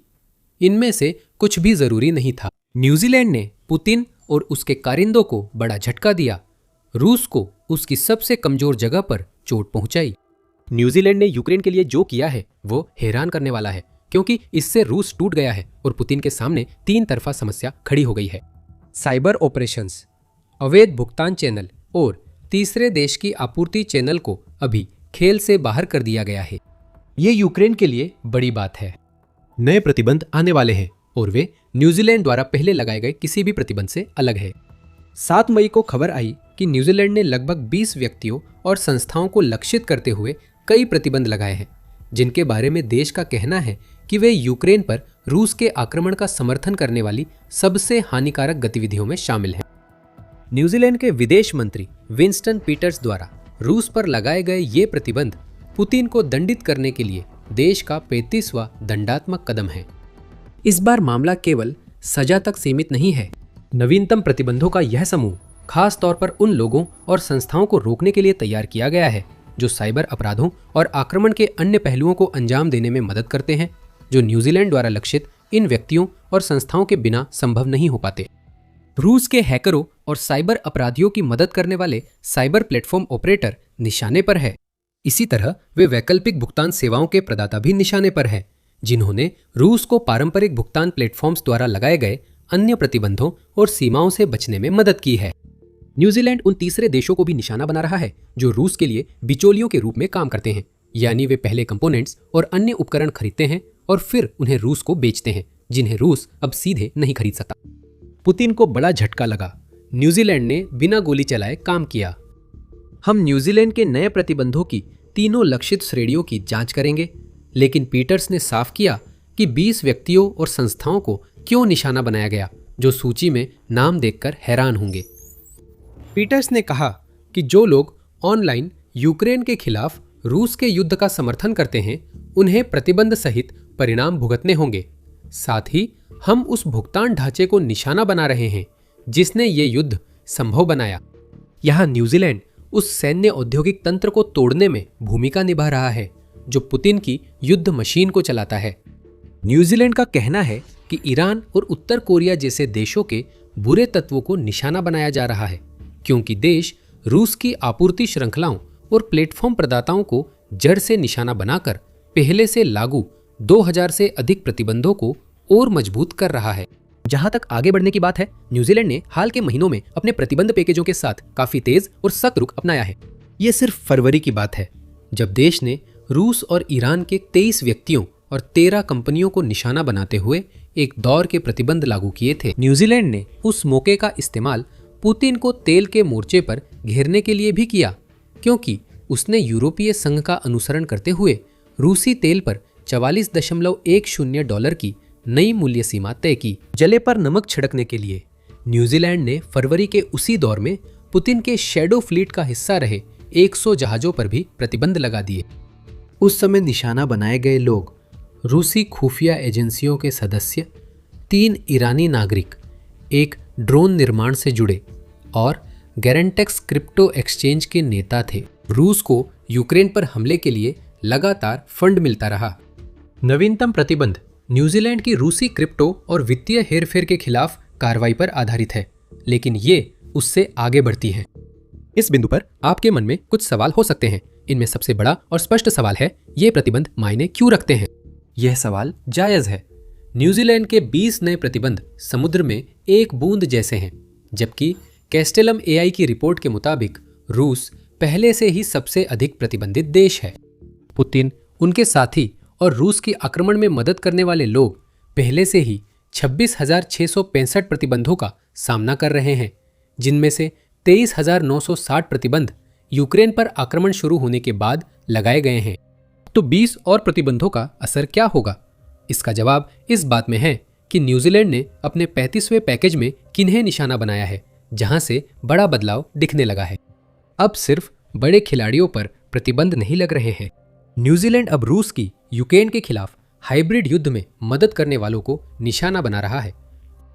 हम साइबर क्राइम प्रतिबंधों से शुरू करेंगे।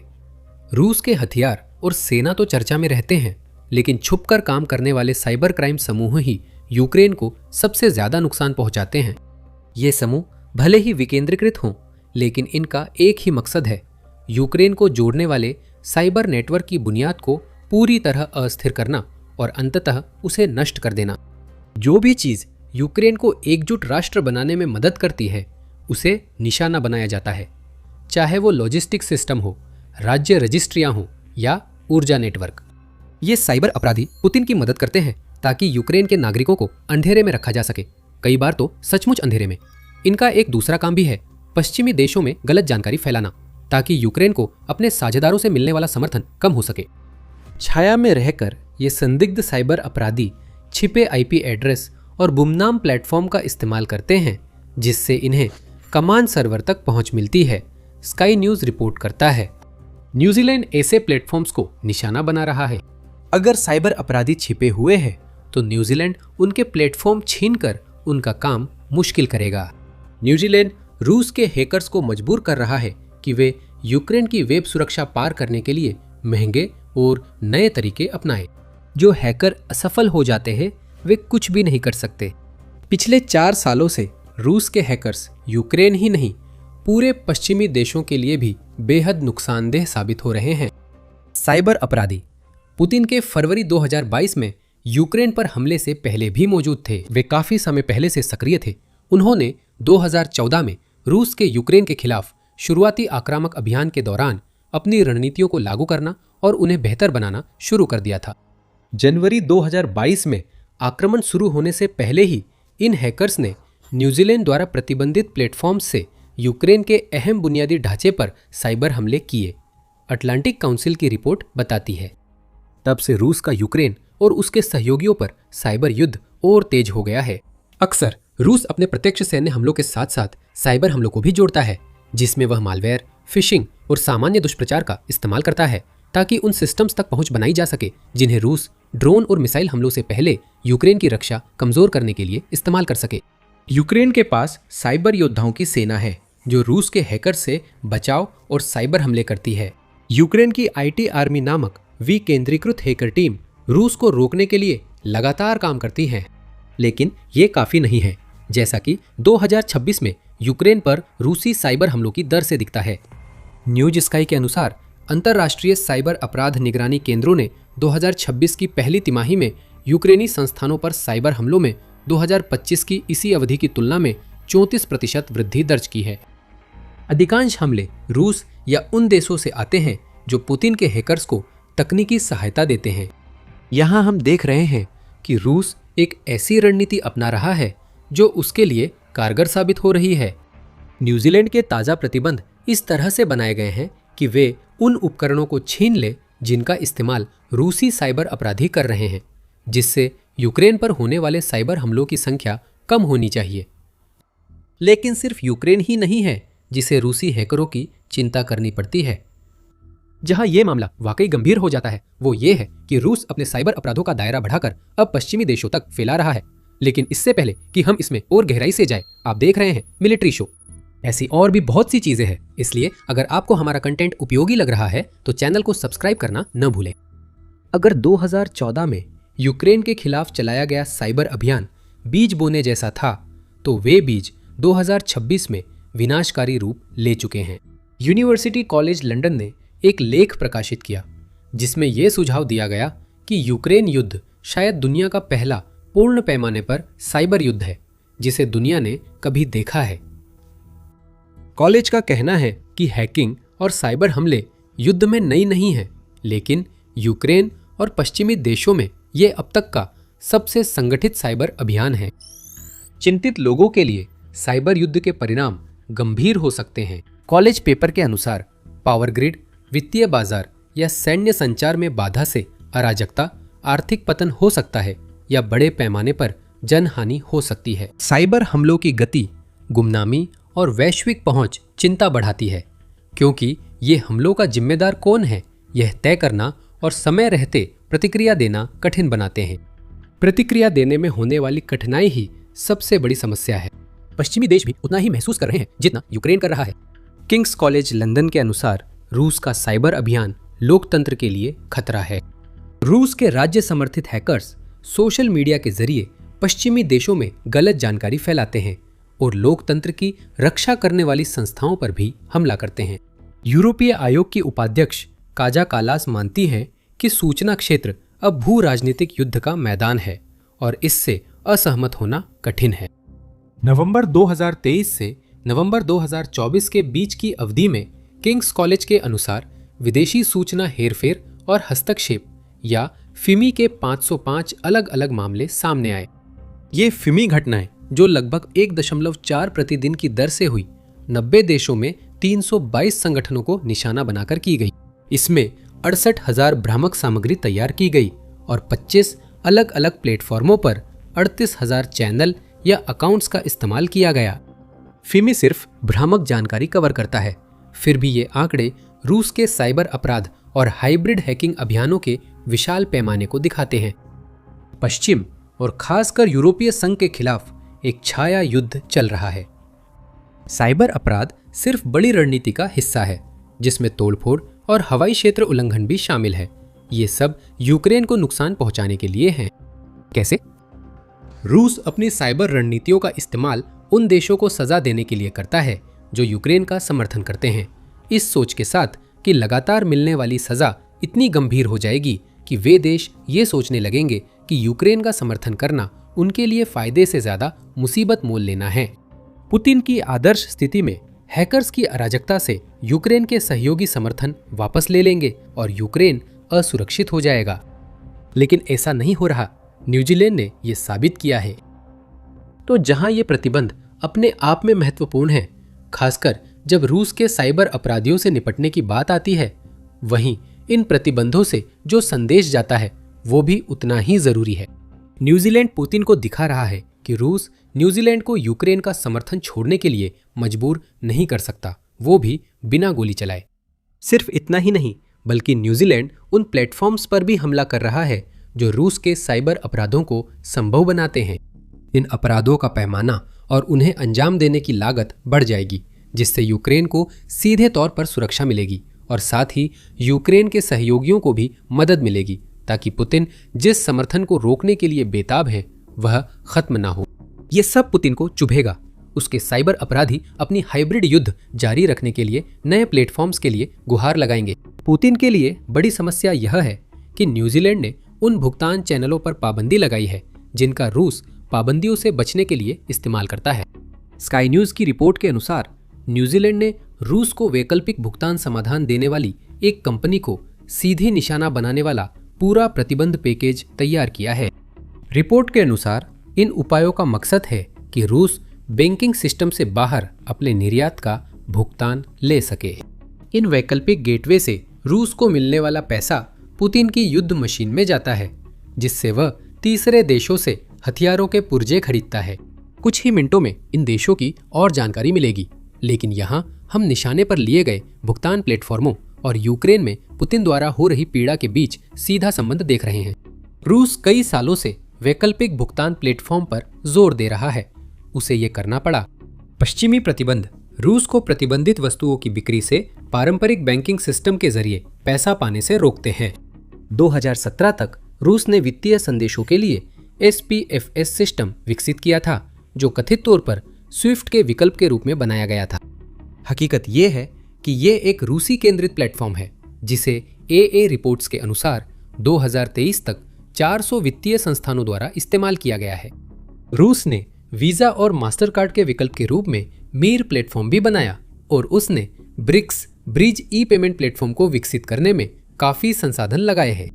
रूस हमेशा यही संदेश देता है कि गैर डॉलर और गैर यूरो लेन देन बढ़ाना जरूरी है। बिल्कुल, पुतिन जानते हैं कि पश्चिमी मुद्राएं रूस की पसंदीदा मुद्राओं की तुलना में आसानी से फ्रीज हो सकती हैं। मुद्रा के मामले में रूस ने भी पुतिन के आक्रमण शुरू करने के बाद से क्रिप्टो करेंसी की ओर काफी झुकाव दिखाया है। मॉस्को का फेडरेशन टावर दुनिया के सबसे उन्नत प्रतिबंधों से बचने वाले नेटवर्क का ठिकाना बताया जाता है। फॉरेंसिक आर्काइव के अनुसार के मुताबिक इस टावर की सामग्री ने रूस को अक्टूबर 2025 तक 200 अरब डॉलर की वित्तीय मदद दी है। ये प्राइवेसी मिक्सर्स के जरिए संदिग्ध क्रिप्टो लेन देन के बड़े नेटवर्क को समर्थन देता है। रूस क्रिप्टो और शेल कंपनियों के जरिए अपने गंदे पैसे की मनी लॉन्ड्रिंग करता है, जिससे ट्रेस करना मुश्किल होता है और रूस को भुगतान या तीसरे देशों से खरीदारी संभव हो जाती है। ऐसे क्रिप्टो नेटवर्क्स ने प्रतिबंध बेअसर कर दिए हैं और यही वो चीज है जिसका मुकाबला न्यूजीलैंड अपने विशाल 35वें पैकेज के जरिए पुतिन को करारा झटका देकर करना चाहता है। एक प्रमुख प्लेटफॉर्म पर प्रतिबंध लगाकर न्यूजीलैंड उन सभी लोगों को यह संदेश देता है जो उस प्लेटफॉर्म का इस्तेमाल रूस को भुगतान करने या रूस से भुगतान स्वीकार करने के लिए कर सकते हैं कि वह प्रतिबंधों को दरकिनार करने की अनुमति नहीं देगा। पुतिन को इसकी जरूरत नहीं है। वह नहीं चाहते कि कोई भी उन तरीकों पर हमला करे जिनका इस्तेमाल रूस भुगतान करने और भुगतान पाने के लिए करता है, क्योंकि उन्होंने पहले ही रूस को एक आर्थिक काले गड्ढे में धकेल दिया है। रॉयटर्स के अनुसार 2026 की पहली तिमाही में रूस की अर्थव्यवस्था में 0.3% की गिरावट आई, जो 2023 के बाद रूस में देखी गई पहली गिरावट थी। यह व्यापक आर्थिक समस्याओं का लक्षण है, जिससे जीवन यापन महंगा हुआ और रूसी व्यवसाय कमजोर हो गए, क्योंकि पुतिन सारी उम्मीदें सैन्य औद्योगिक क्षेत्र पर लगा रहे हैं। अन्य देशों ने साबित किया कि न्यूजीलैंड का तरीका सफल है। 2025 में कनाडा और ऑस्ट्रेलिया ने ऐसे ही प्रतिबंध लगाकर $180 मिलियन से ज्यादा की संपत्तियां फ्रीज की थी, न्यूज स्काईकॉट ने रिपोर्ट किया। उम्मीद है कि न्यूजीलैंड भी इसी तरह का परिणाम हासिल कर सकेगा। कम से कम इससे रूस के लिए भुगतान पाने का एक और रास्ता बंद हो गया है। जितने ज्यादा रास्ते बंद होंगे, रूस की अर्थव्यवस्था पर असर उतना बुरा होगा। पैसे न होने पर पुतिन मोर्चे पर अपने सैनिकों को जरूरी हथियार और उपकरण नहीं दे सकते। तीसरे देशों के वे पक्ष भी हैं जिन पर न्यूजीलैंड ने प्रतिबंध लगाए। हम पहले ही इस पर बात कर चुके हैं। वे रूस द्वारा बनाए गए वैकल्पिक भुगतान प्लेटफॉर्मों का इस्तेमाल कर सकते हैं ताकि पुतिन और उनके साथियों को भुगतान कर सके और उनसे भुगतान ले सके। यह भी संभव है कि रूस के पास तीसरे पक्ष के हैकर भी हों जो यूक्रेन के खिलाफ काम कर रहे हों। लेकिन इन अप्रतिबंधित तीसरे देश के व्यक्तियों और संस्थाओं से सबसे ज्यादा नुकसान यह होता है कि वे पुतिन को रूस की सेना का समर्थन करने में सक्षम बनाते हैं, क्योंकि वे उन्हें उन पुर्जों तक पहुंच दिलाते हैं जिनकी रूस को अपने उपकरण बनाने के लिए जरूरत होती है। ये ऐसे काम करता है। रूस को बहुत सारी सामग्री और पुर्जों की जरूरत होती है, खासकर जब वो अपनी मिसाइलें और युद्ध के अन्य उन्नत उपकरण बना रहा होता है। दुर्लभ पृथ्वी खनिज, सॉफ्टवेयर और माइक्रोचिप्स रूस की सैन्य मशीन के लिए बहुत जरूरी हैं। ये वही उत्पाद हैं जिन पर दूसरे देश प्रतिबंध लगाते हैं।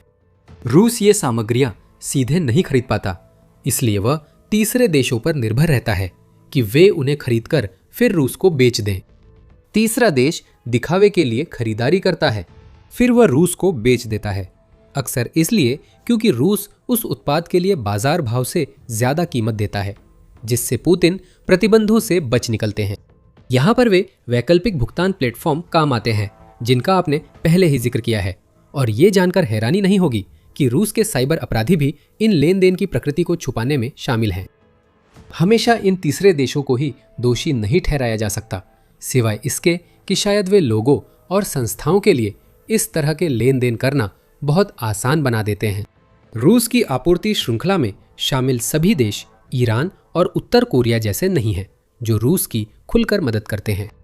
लेकिन जो होता है वो ये है कि तीसरे देशों में मुनाफाखोर, चाहे वे व्यक्ति हों या पूरी कंपनियां, प्रतिबंध लगाने वाले देशों से खरीदते हैं और फिर मुनाफे के लिए आगे बेच देते हैं। इस तरह वे यूक्रेन पर आक्रमण को संभव बनाने वालों में प्रमुख बन जाते हैं। ये सब जानबूझकर धुंधला किया गया है। इसमें शेल कंपनियां, छाया बेड़े के जहाज, क्रिप्टो करेंसी है। लेकिन अपनी 35वीं पैकेज की अन्य पाबंदियों की तरह न्यूजीलैंड इस उलझन को चीरते हुए सीधे स्रोत पर वार कर रहा है। जिन व्यक्तियों व संस्थाओं पर पाबंदी लगी वे रूस के तीसरे देश के व्यापार नेटवर्क से जुड़े हैं। न्यूजीलैंड जिन व्यक्तियों और संस्थाओं पर पाबंदी लगा चुका है उनकी जेब पर सीधे वार कर रहा है और मकसद भी यही है। अगर रूस को बेचकर ज्यादा पैसा कमाना ही प्रोत्साहन है तो पाबंदियों के जरिए उससे भी ज्यादा पैसा छीन लेना रूस के तीसरे देश के मददगारों को तस्वीर से बाहर करने के लिए काफी होगा। ये सब रूस के लिए रास्ते बंद करने के बारे में है। सिर्फ एक कलम चलाने और जनता के सामने एक साधारण बयान देने से न्यूजीलैंड ने रूस की साइबर शाखा, उसकी वित्तीय नेटवर्क और उसके द्वारा पूरी दुनिया में बनाई गई जटिल और छुपी हुई सप्लाई चेन को नुकसान पहुंचाया है। पुतिन को बड़ा झटका लगा है। अब न्यूजीलैंड अगले व्यक्तियों और संस्थाओं पर पाबंदी लगाने की तैयारी कर रहा है।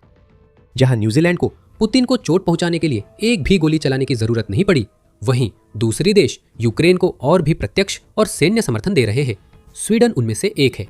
स्वीडन ने यूक्रेन को ओडिन का जादुई भाला गुंगनीर दिया है।